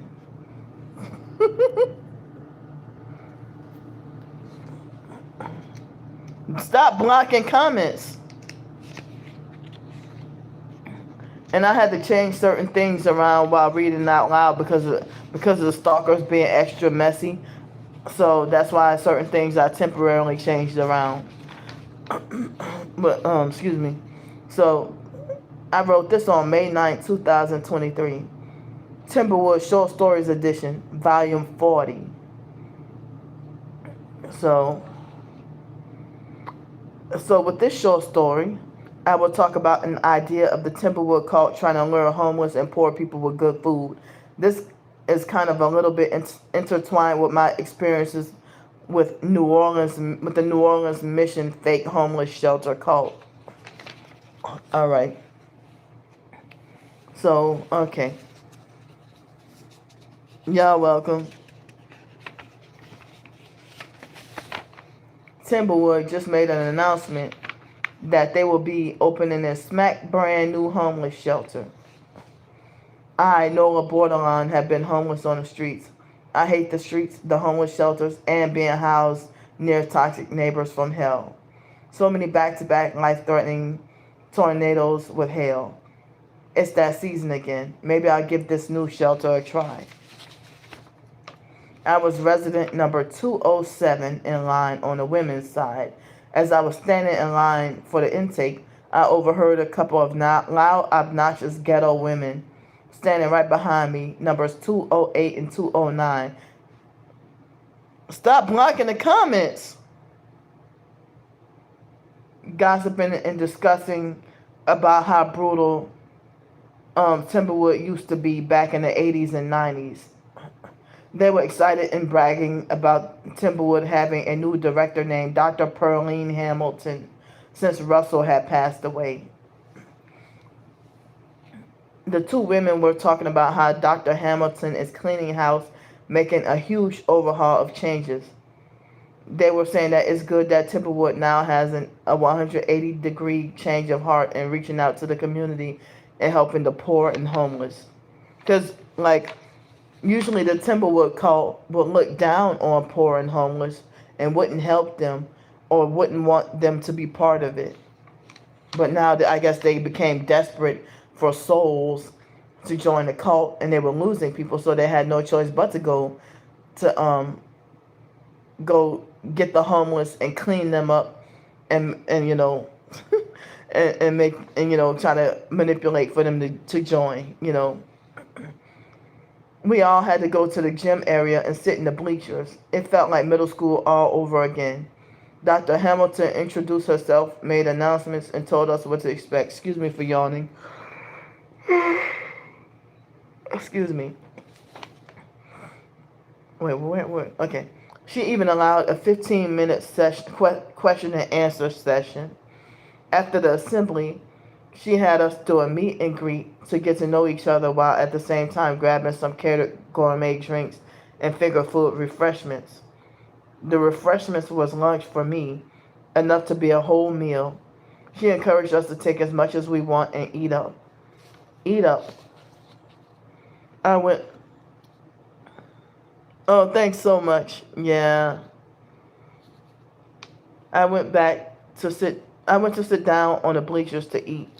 I had some of the barbecue, I had some small barbecue fried chicken wings, some roast beef finger sandwiches, and bite-sized peanut butter oatmeal cookies with a bottle of water.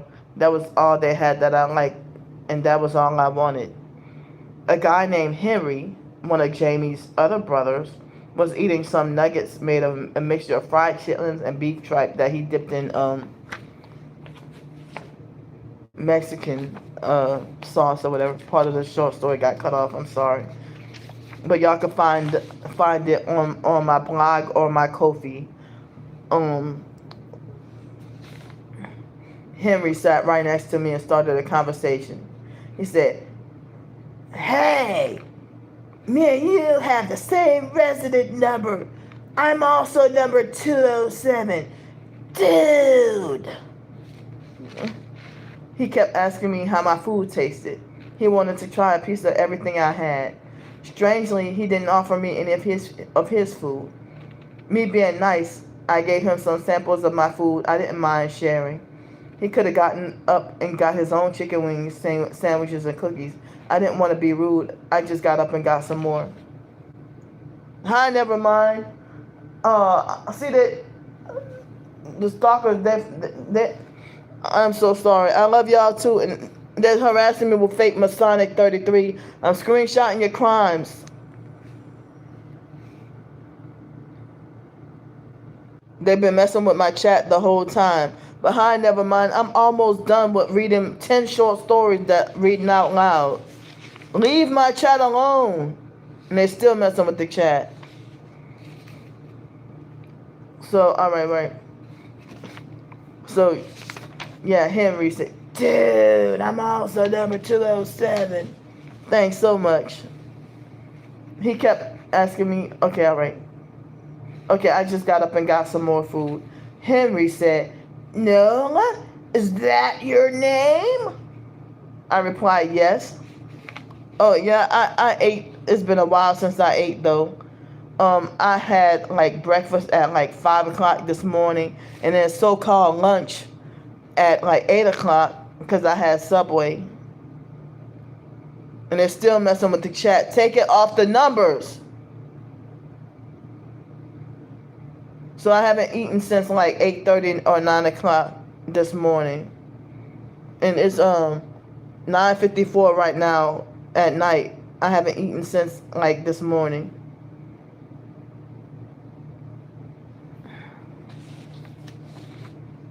Yeah, so alright, hold up.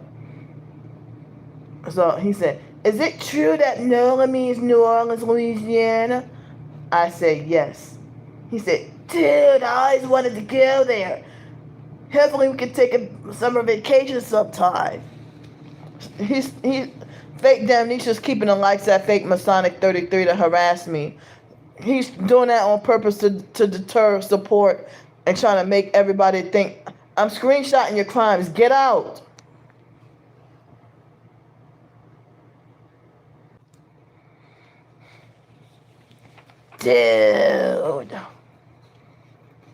Dude, I always wanted to go there. Hopefully we can take a summer vacation sometime.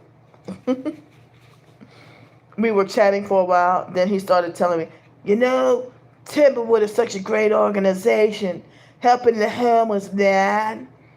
They recently had thousands and thousands of dollars donated. Fake Damnesia, stop! They're messing with the chat. I'm screenshotting again. They won't take it off the bad numbers. What is wrong with y'all? Leave me alone. But how you doing? Never mind. They're still harassing me with fake Masonic 33.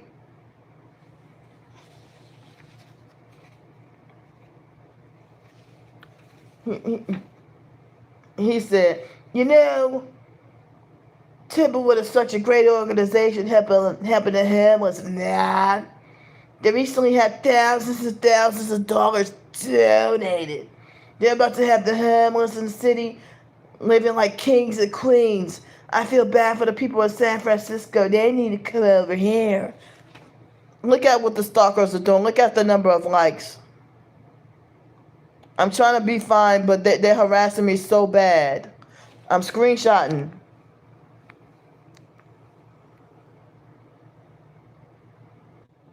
You're illegally trespassing on my chat. Get out of here. You're banned and not welcome. Go.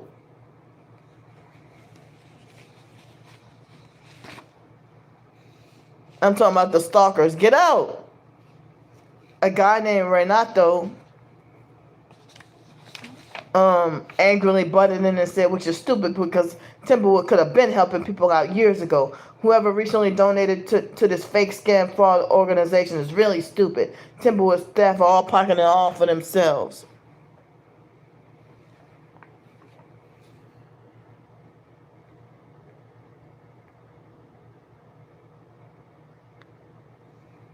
And they're still messing with the chat, y'all. Y'all see what they're doing. They're playing. Leave me alone.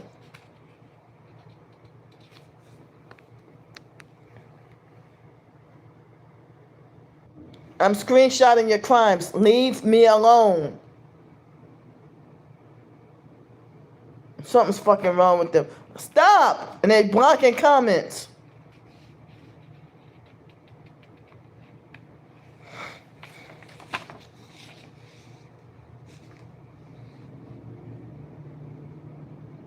And they're still leaving it at that number. Leave me alone. Paloma's cousin Eric said, yes, he's right. Timberwood is running on demon time. They're that desperate for souls. They're a satanic cult. They acted like they were too good for the poor and homeless about a decade ago. They're still harassing me with fake Masonic 33. You're going to hell. Stop it. You see, and this is why I could never have a job, because for me to try to do something productive and they sabotage and harass like this. Leave me the fuck alone. Stop.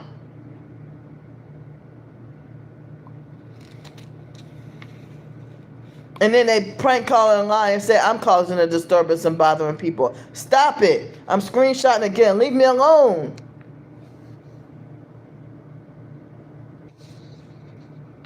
And he's harassed. Stop. Leave me alone. Leave my chat alone.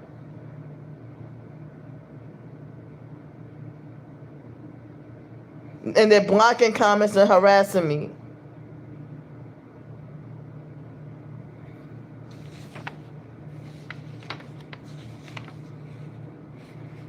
See, when I try to do something productive and they try to stop it, and then they lie and say I'm lazy and don't want to work. This is work right here. This is an opportunity to earn right here, and they're stopping me because they don't want me to live. And they're still harassing me.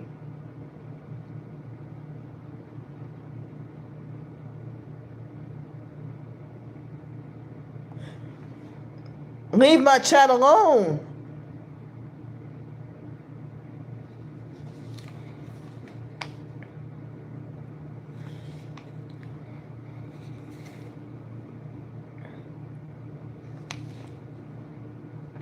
Hi, Sony.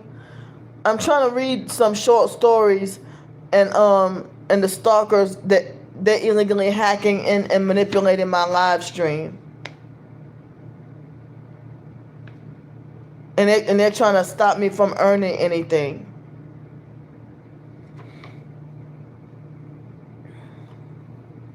So Paloma's cousin Eric said, yes, he's right. Timberwood is running on demon time. They're that desperate for souls. They're a satanic cult.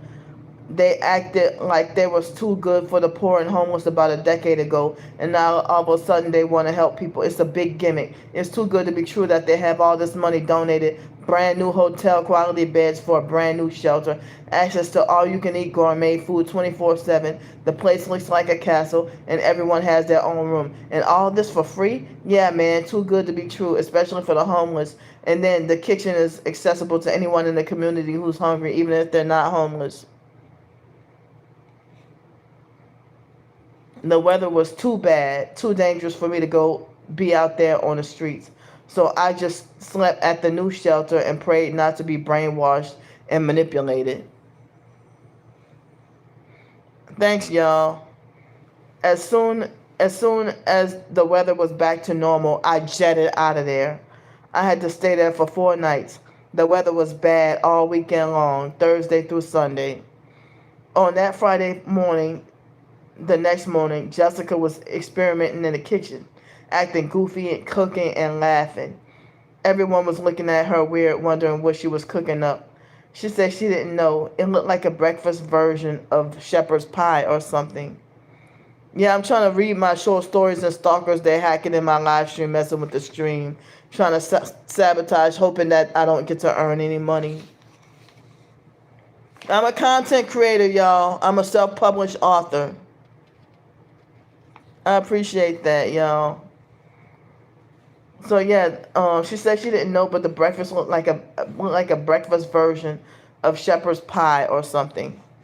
Vicky and Tracy were laughing, saying, haha, now you know good and well that regular homeless shelters don't even cook like that. They give those poor people sloppy scraps. Why doesn't that look like dog scraps? Jessica laughed some more and said, look, these people deserve better. At least let them have a treat for one. At least, I love y'all too. Thanks so much. Jessica's voice would be like, look, these people deserve better. At least let them have a treat for once. These people deserve better. At least let them have a treat for once.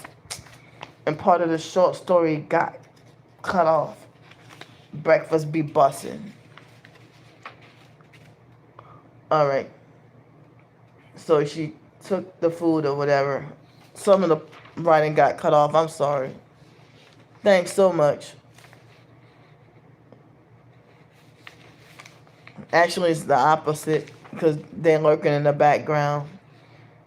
Salt, paprika, pepper, slap your mama Cajun seasoning, and some dried parsley. Oh, she took the egg and put, oh, they had scrambled, put other food. I don't have the rest of it because they chopped off some of my writing when I try to print it. Okay, well, egg, and snuck some crawfish up in there. She also sprinkled a mixture of shredded Parmesan, mozzarella, and Kobe Jack cheeses on top. Oh, really? Oh, wow. Wow. Thanks so much. All right. She also sprinkled a mixture of shredded Parmesan, mozzarella. If I had another phone or a tablet or something, I could thanks. If I had a tablet or another phone, I could read the whole thing. But y'all could go look for them in the in my blog, the section that says fiction or short stories. You can look through there, or you can look through my Ko-fi, the short stories. I have them on there. All right, all right. Then she went into a big, huge, deep freezer and got a pan of frozen grits to put on top. She put some American cheese, shredded frozen hash browns, and chopped bacon and chopped country ham on top. She garnished it with roasted turnips and green onion. It looked beautiful. Jessica really cared for us and was looking out for us. It was Danaja's idea to have some biscuits with a honey butter glaze to go with it. Thanks so much, y'all. And we had some fresh squeezed, cold pressed, natural, organic celery, spinach, lemon, mint, ginger, and pomegranate and blood orange juice. It was all like one juice together. She put her foot in that breakfast casserole dish. Talking about Jessica. She put so much labor of love in that food for us. Some of the homeless people, especially the men, were so emotionally touched that they cried tears of joy. They thought the food had more tender love and care than your average Thanksgiving outreach dinner for the homeless. It wasn't even a holiday. Jessica and a few other volunteers kept making more for people as needed. She didn't want anyone to go hungry or miss out on anything. A homeless man named Junior Ray told Jessica that her cooking be bussin'. Many of the other homeless men and women advocated for Jessica to have t-shirts made that said breakfast be bussin'. The next week, Jessica was sporting a matching gold chef apron and hat with the Timberwood Jaguars logo in the middle of purple cursive writing that said breakfast be bussin'. Her hat looked as if she was crowned queen of this castle.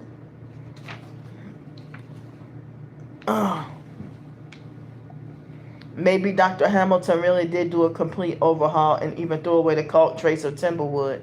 She actually helped the homeless get jobs and get back on their feet. Part of the short story got cut off. I'm sorry. And they're still harassing me.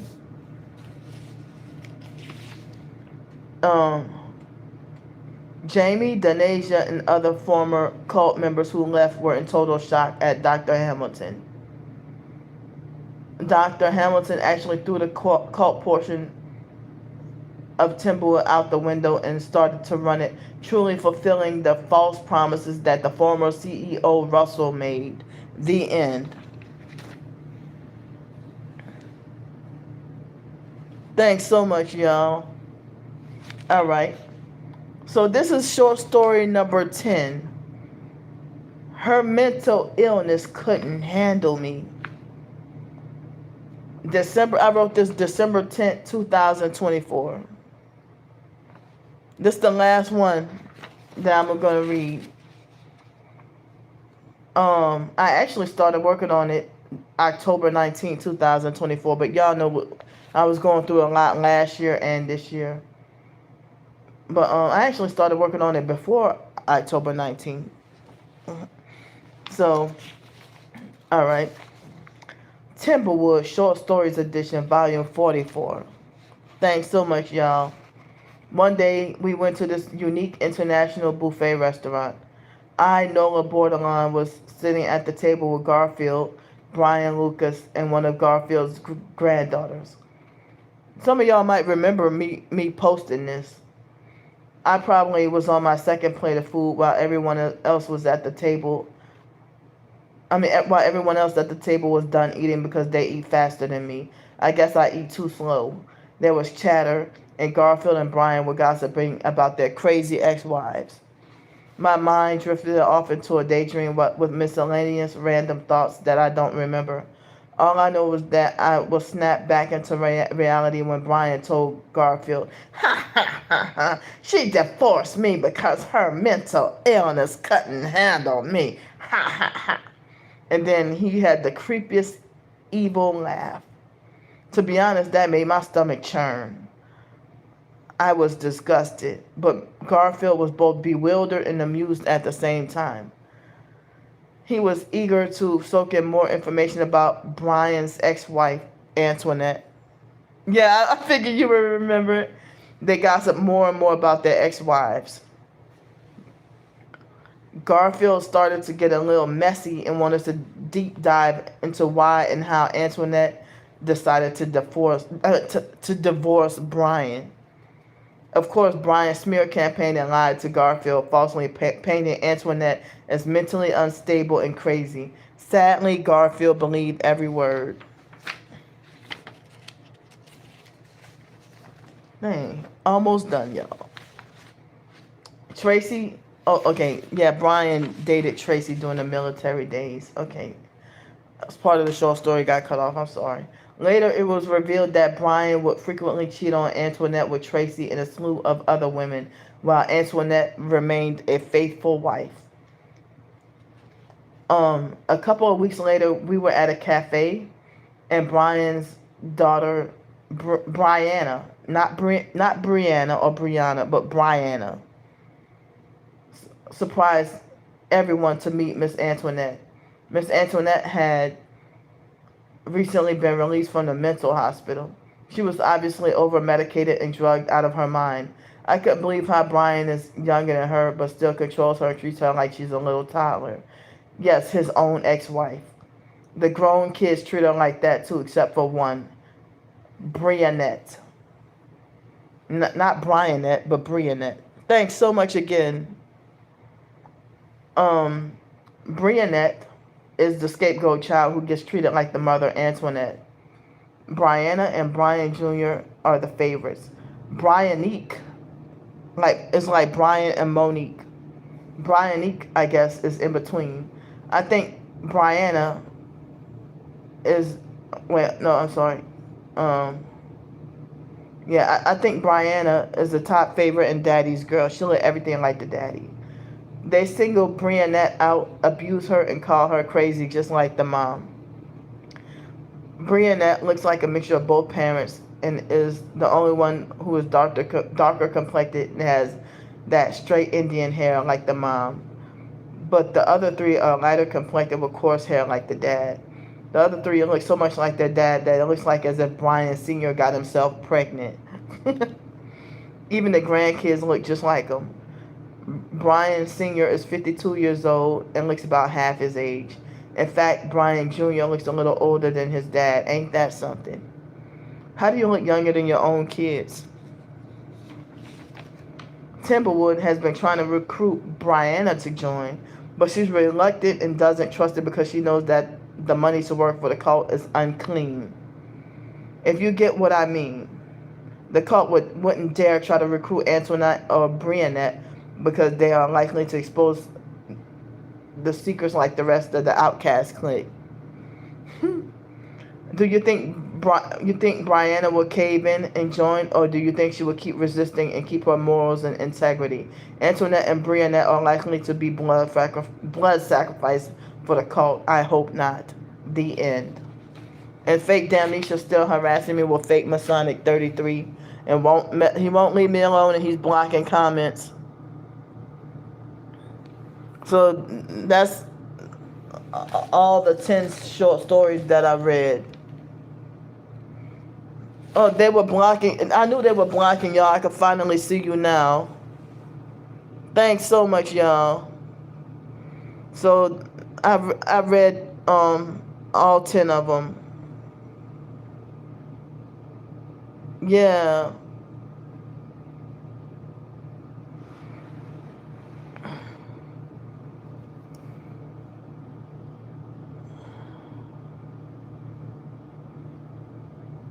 Thanks so much, y'all. So I feel like I accomplished something. I accomplished something good. I mean, as I said, with the Timberwood Fiction Cult, um, it's a cult series, that I've been working on the short stories for that, and short stories that's aside from the fiction cult, and I've been trying to work on novels. But as I said, the homeless situation, the targeting, all this jail and court situation, and me being not having a stable place to live, you know is you know is slowing me up from things I probably could have accomplished back in 2019 or 20.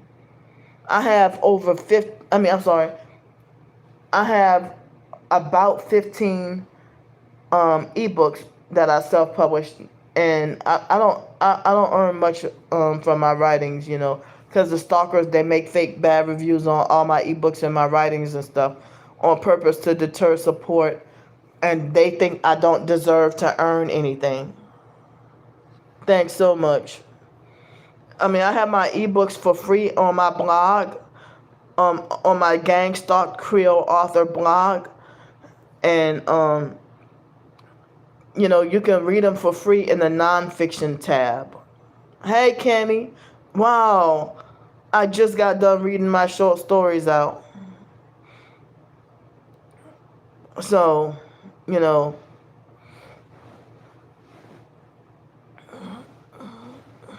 exactly.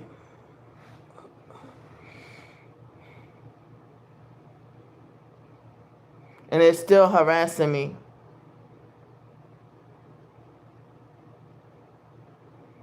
So yeah,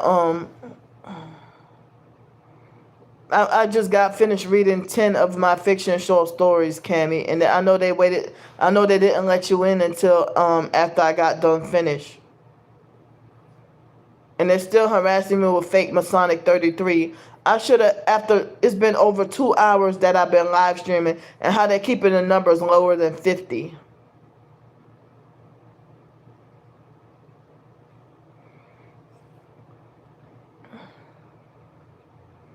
And I think I do have more than 50 people in the chat, and they see, he put the numbers from 34 back to 33.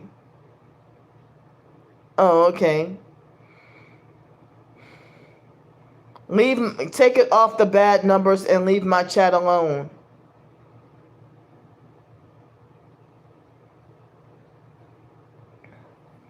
So yeah, so y'all saw them harassing me last night. They sent people over to be loud around me, and so the online stalkers prank called by the aquarium and tried to have me wrongfully banned, and lied and said that I was chasing and screaming and cursing at kids. And then they were like, oh, because of that behavior, if you continue with that behavior, we're going to have you removed. I'm like, well, I'm showing y'all that I'm trying to show y'all that that nobody in person made any complaints. They even admitted that the complaints came straight up from phone calls and showing my YouTube videos and stuff. Thank you. Well, they've been manipulating the likes. Manipulating the likes and viewers. That ain't even natural. It's like they're manipulating it on purpose. But thank you.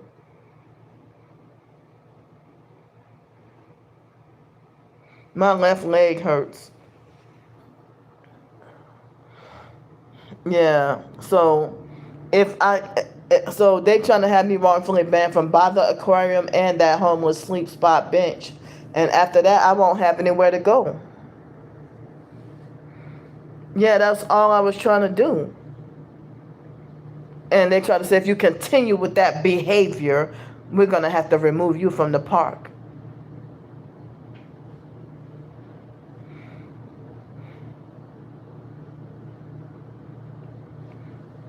But it's like, how can, yeah, I mean, and for me to not have much of the paperwork, documentation, evidence of paperwork of documents, doctors' notes of me having Tourette's and stuff, all that's gone. They're stealing all my stuff or forcing me to have to get rid of this and get rid of that. Can't carry that around. and I have to keep my belongings to a minimum. And I told y'all they stole my big orange backpack, we had a lot of evidence of this and that or whatever. I had to be forced to so now I don't even have access to proof of this disability, that disorder, and whatever else. Yeah. And I know certain people say, oh, when the stalkers get you wrongfully banned from places, don't take it personal, don't take it to heart. But like, this was my, this is my hometown. Even the aquarium, childhood memories. And online, and I'm telling them, I said, nobody in person is walking up making these complaints. And they admitted that, yes, there were people who called from out of state. Yeah. Another, as I said, another version of illegally swatting, because they were hoping, they're mad that I didn't end up in jail on Wednesday when I went to court.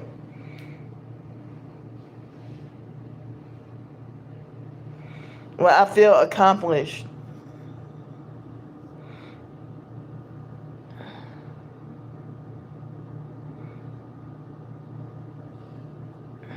Yeah, but they're still harassing and messing with me, and they take it off the bad numbers and get out my chat. So the stalkers prank called and lied to the aquarium administrators and the online stalkers that's messing with my chat, and they're the ones who've been trying to make threats to sex traffic and murder me and stuff like that. So in the most recent community post, I shared a video of a guy defending me. And he was able to explain better than I could about being illegally swatted and forced homeless and not being blocked from surviving, and how all this will affect a person. And they're still harassing me with fake Masonic 33. Leave me alone. I mean, the stalkers, they prank call from online and out of state to get me wrongfully banned from places in my own hometown. And they're banned from, I have them banned from my live stream, banned from my channel, and they're illegally hacking and intruding, Thank you so much. I really do. I wish I could do it more and have more mental clarity. I mean, as I say, it's hard when I'm sleep deprived, and it's hard, when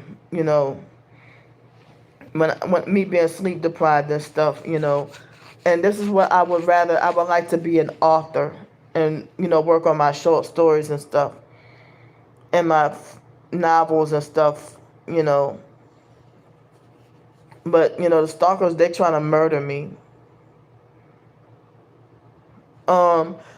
At the moment, I had to briefly put working on the novel. It was a freestyle novel that I've been working on. I had to put it on hold because of all these court dates and everything from when the stalking cult criminals illegally swatted me, and I got wrongfully arrested and thrown in jail.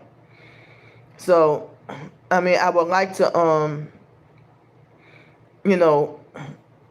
I don't know if I can. Well, it's too late tonight, but I don't know if I could have help with more hotel nights. If I could try to work on the novel some more tomorrow, like add more to it.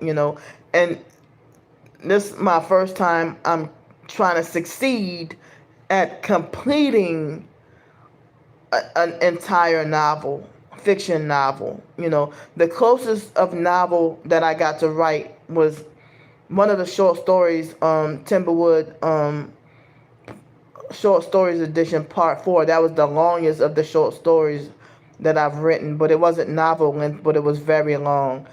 But, that was before I came back here to New Orleans. I was still in Pensacola, Florida, and I was feeling homesick, and only to find out I'm end up being wrongfully banned from the Riverwalk. And, and before I came back to New Orleans, I felt like that was my top favorite short story that I wrote. And now I'm having mixed feelings because I'm now wrongfully banned from the Riverwalk. But, the same stalkers, they stalk and harass. and stalk, follow, and harass and threaten and lecture me and trying to control me. And they're satanic cult criminals. And they try to have me wrongfully banned from places and making like Candy's breaking the law. But then they're cyber criminals that's illegally invading my privacy, doxing me, and hacking in, and still trying to steal my identity, pretending to be me. And they're committing all kinds of cyber crimes. And even the freaking FBI, none of them will do anything. Cops won't do nothing. Nobody will listen to me. And they refuse to even look at the evidence. I mean, if I have the stalkers banned from my YouTube channel and any other social media, but they keep illegally making fake new profiles to come and harass, and I block them, and they keep coming back with more fake, thousands of fake new profiles over the years. And they just won't leave me alone. But then they want to be self-righteous with lying and saying Candy is breaking the law. She was trespassing. She wasn't allowed at the library. She's this, she's that. But then they won't respect that they are banned. I have them banned from my YouTube channel. Thank you. They sure are blocking comments.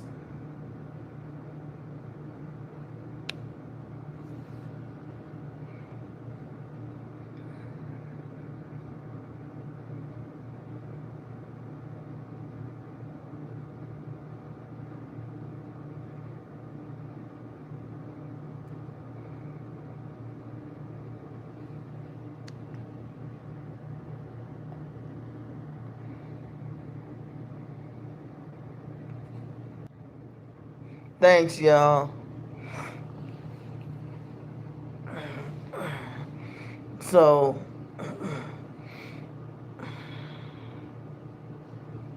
thanks so much, y'all.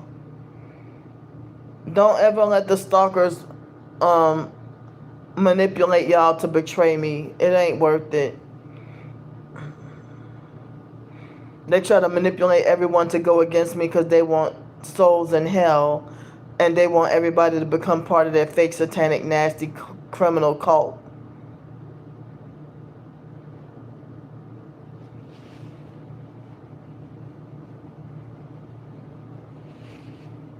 Yeah. So even though, I had something to eat at 5, it was right after 5 o'clock this morning. Yeah, they kept trying, yep.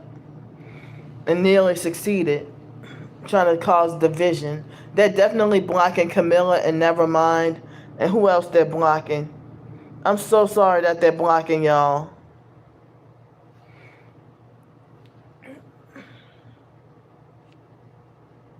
Yeah, they're blocking comments, y'all.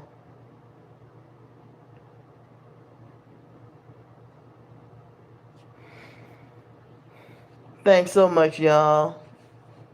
Thanks.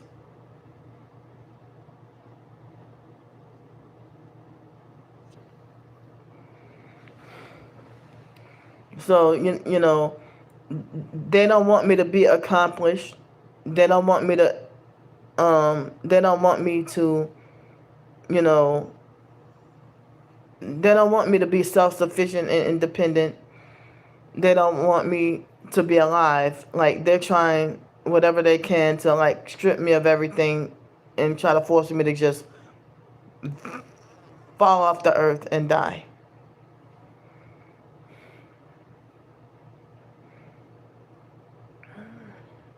But how come they're not wrong for coming with fake new profiles onto my channel if I keep blocking them?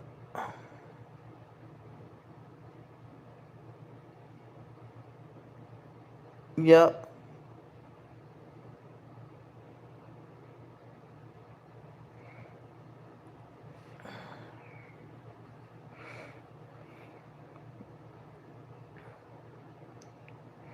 They have so many people that surprised me that I thought they were the strongest Christians, and they ended up selling out. And certain people sell out and turn evil, like if they feel like they give up on God, you know. I appreciate that, y'all.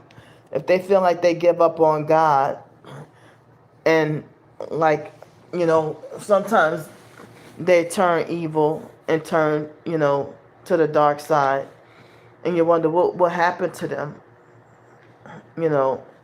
If you thought they were the strongest Christians, and now they are desperate hardcore Satanists now, or flat out atheists. Excuse me. Yeah.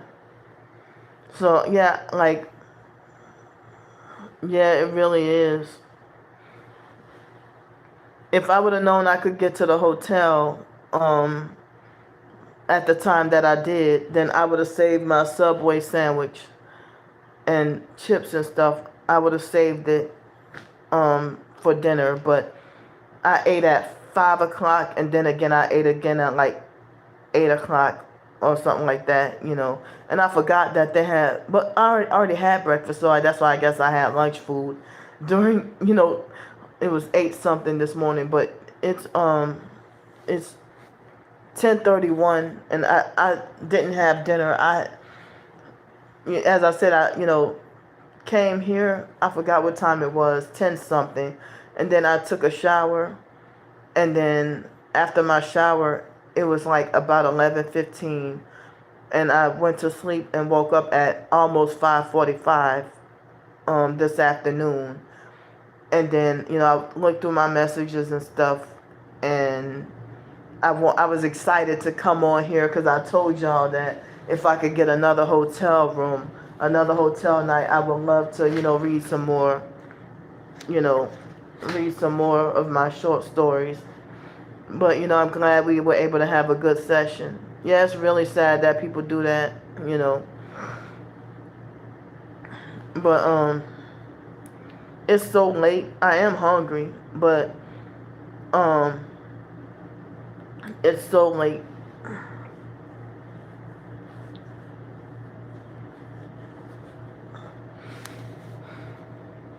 I wish that they would not have forced me to suffer homelessness. You know, it's like an undeserved punishment, you know. Y'all welcome. I would like to do it again, do it more.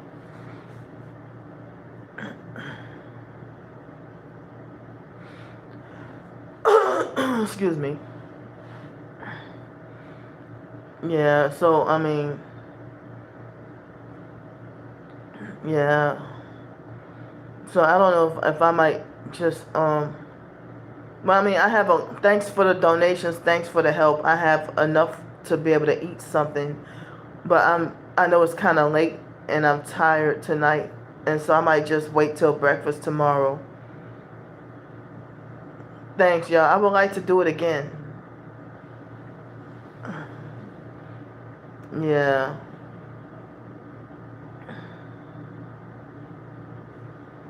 So, and they're harassing me again because they're mad. They're harassing me with fake Masonic 33.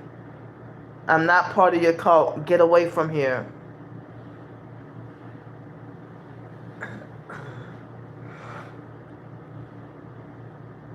And I have the stalkers banned from my channel, so they illegally hack in and manipulate the live stream. They're hypocritical. Excuse me. Imagine if they did stay away and leave me alone. But then they think it's fun trying to have me wrongfully banned from everywhere, maliciously. But I can't believe how many dumb people like to fall for their tricks and lies. Or do their jobs get threatened if they don't listen to the lies? If they don't listen to the lies from the cult, Do do do their jobs get threatened? How are the stalking cult criminals able to succeed at just calling a random place, and telling them a lie? And if they say, well, no, Candy's not like that. Candy, they even said that I'd be sitting down. Like they said that yesterday earlier, that I was sitting down being quiet, minding my business. You know. But even people in person to be like, yeah, I watch your live streams. I be watching your YouTube. You let me know you be stalking. You know. So I'm hoping for more hotel nights. Exactly, and that's considered as normal and accepted now. You know.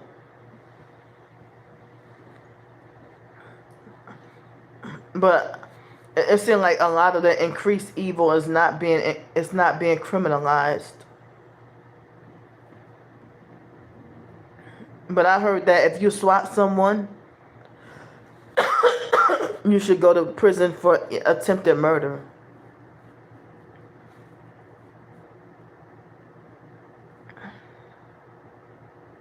Yep. When people say all in the Kool-Aid and don't know the flavor, that's exactly what describes the cult criminals.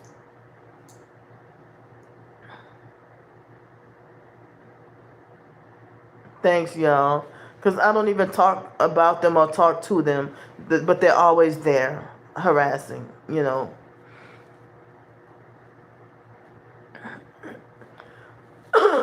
Excuse me. Dang. So if I can't go to the homeless bench by that spot, where else am I going to go? And they're doing all this from online and out of state, and they never will set foot in New Orleans. But a couple of them have come to New Orleans to come and harass me, and they have made those threats to come and do me stuff. Yeah.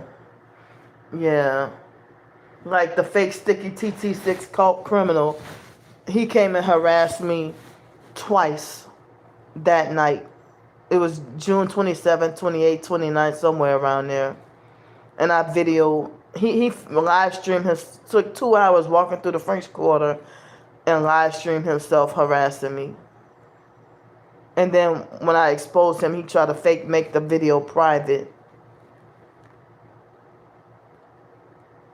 It is. I try to stay away from the French Quarter, but I walked down Canal Street in the middle of the night thinking I could get the free pancakes from IHOP, and they refused me service.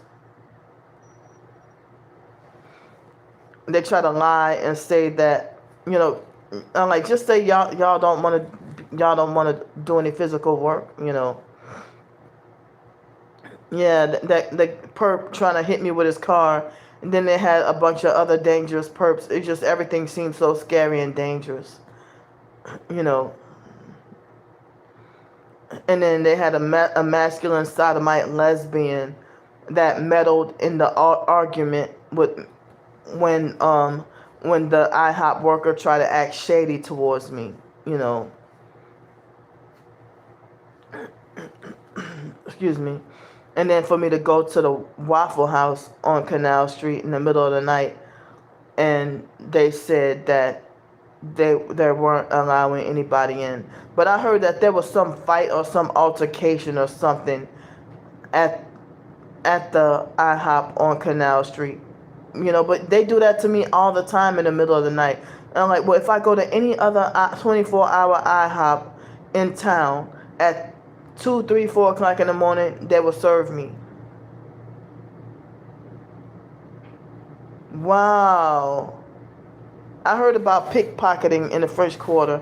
I usually stay away from the French Quarter, but I've had a couple of times or a few times when I had no choice but to be forced to walk through there. And the French Quarter is dirty, it's filthy, it's disgusting.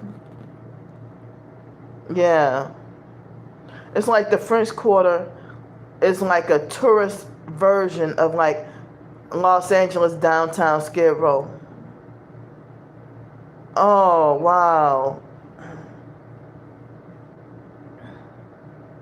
Wow. Exactly, yep. Excuse me. Excuse me. And they're still harassing me.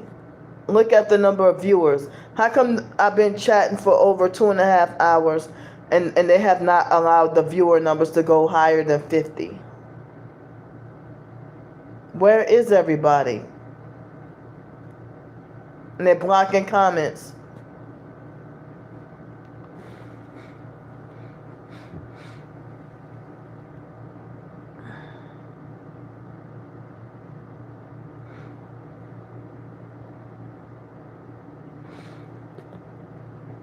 So,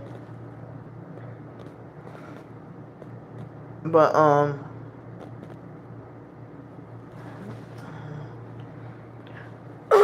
it frustrates me to have to be forced to live like this. And it's like traumatizing and undeserved punishment for me to be forced to be homeless, you know.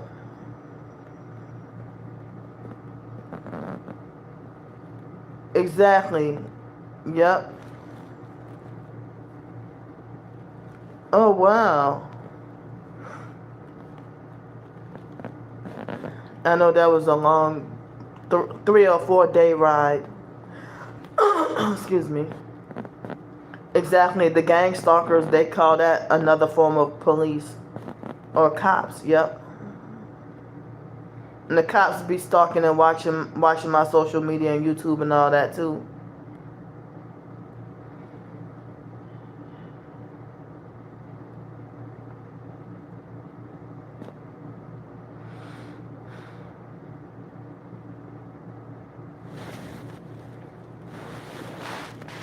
Yeah.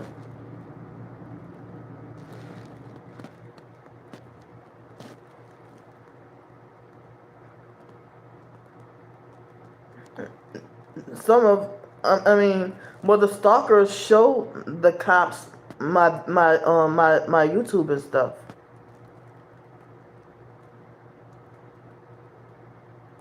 They show local people my YouTube.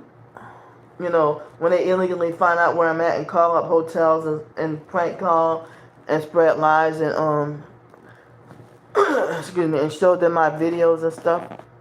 Like show the hotel staff. Like if I'm in New Orleans, they're showing smear campaign. There's fake smear campaign version of my own videos from when I was in Pensacola, Florida. And they will try to use that to get me wrongfully banned. You know, they got fake smear campaign, excuse me, videos. Yeah.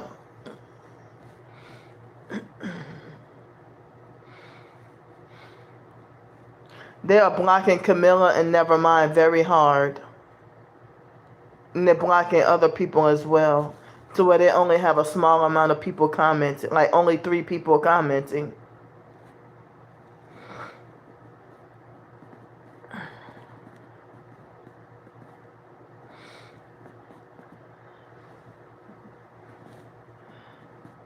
But thanks so much for helping me to realize that I'm way more talented than I thought I was. Excuse me. Yeah.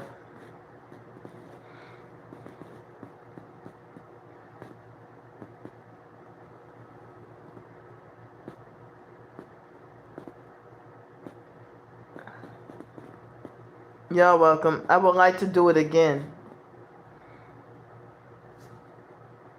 Yeah, they won't listen to me at all.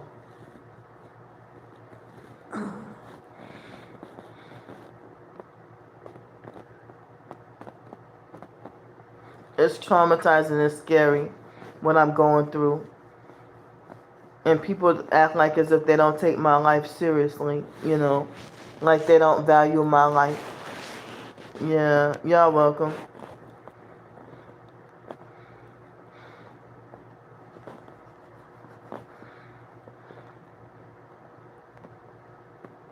And when they send the cops without warning, and you know, please look at the video in the most recent community post, the video of the guy defending me and breaking down and analyzing and explaining in better detail than I could about how it affects you know, people being illegally swatted and stuff, you know.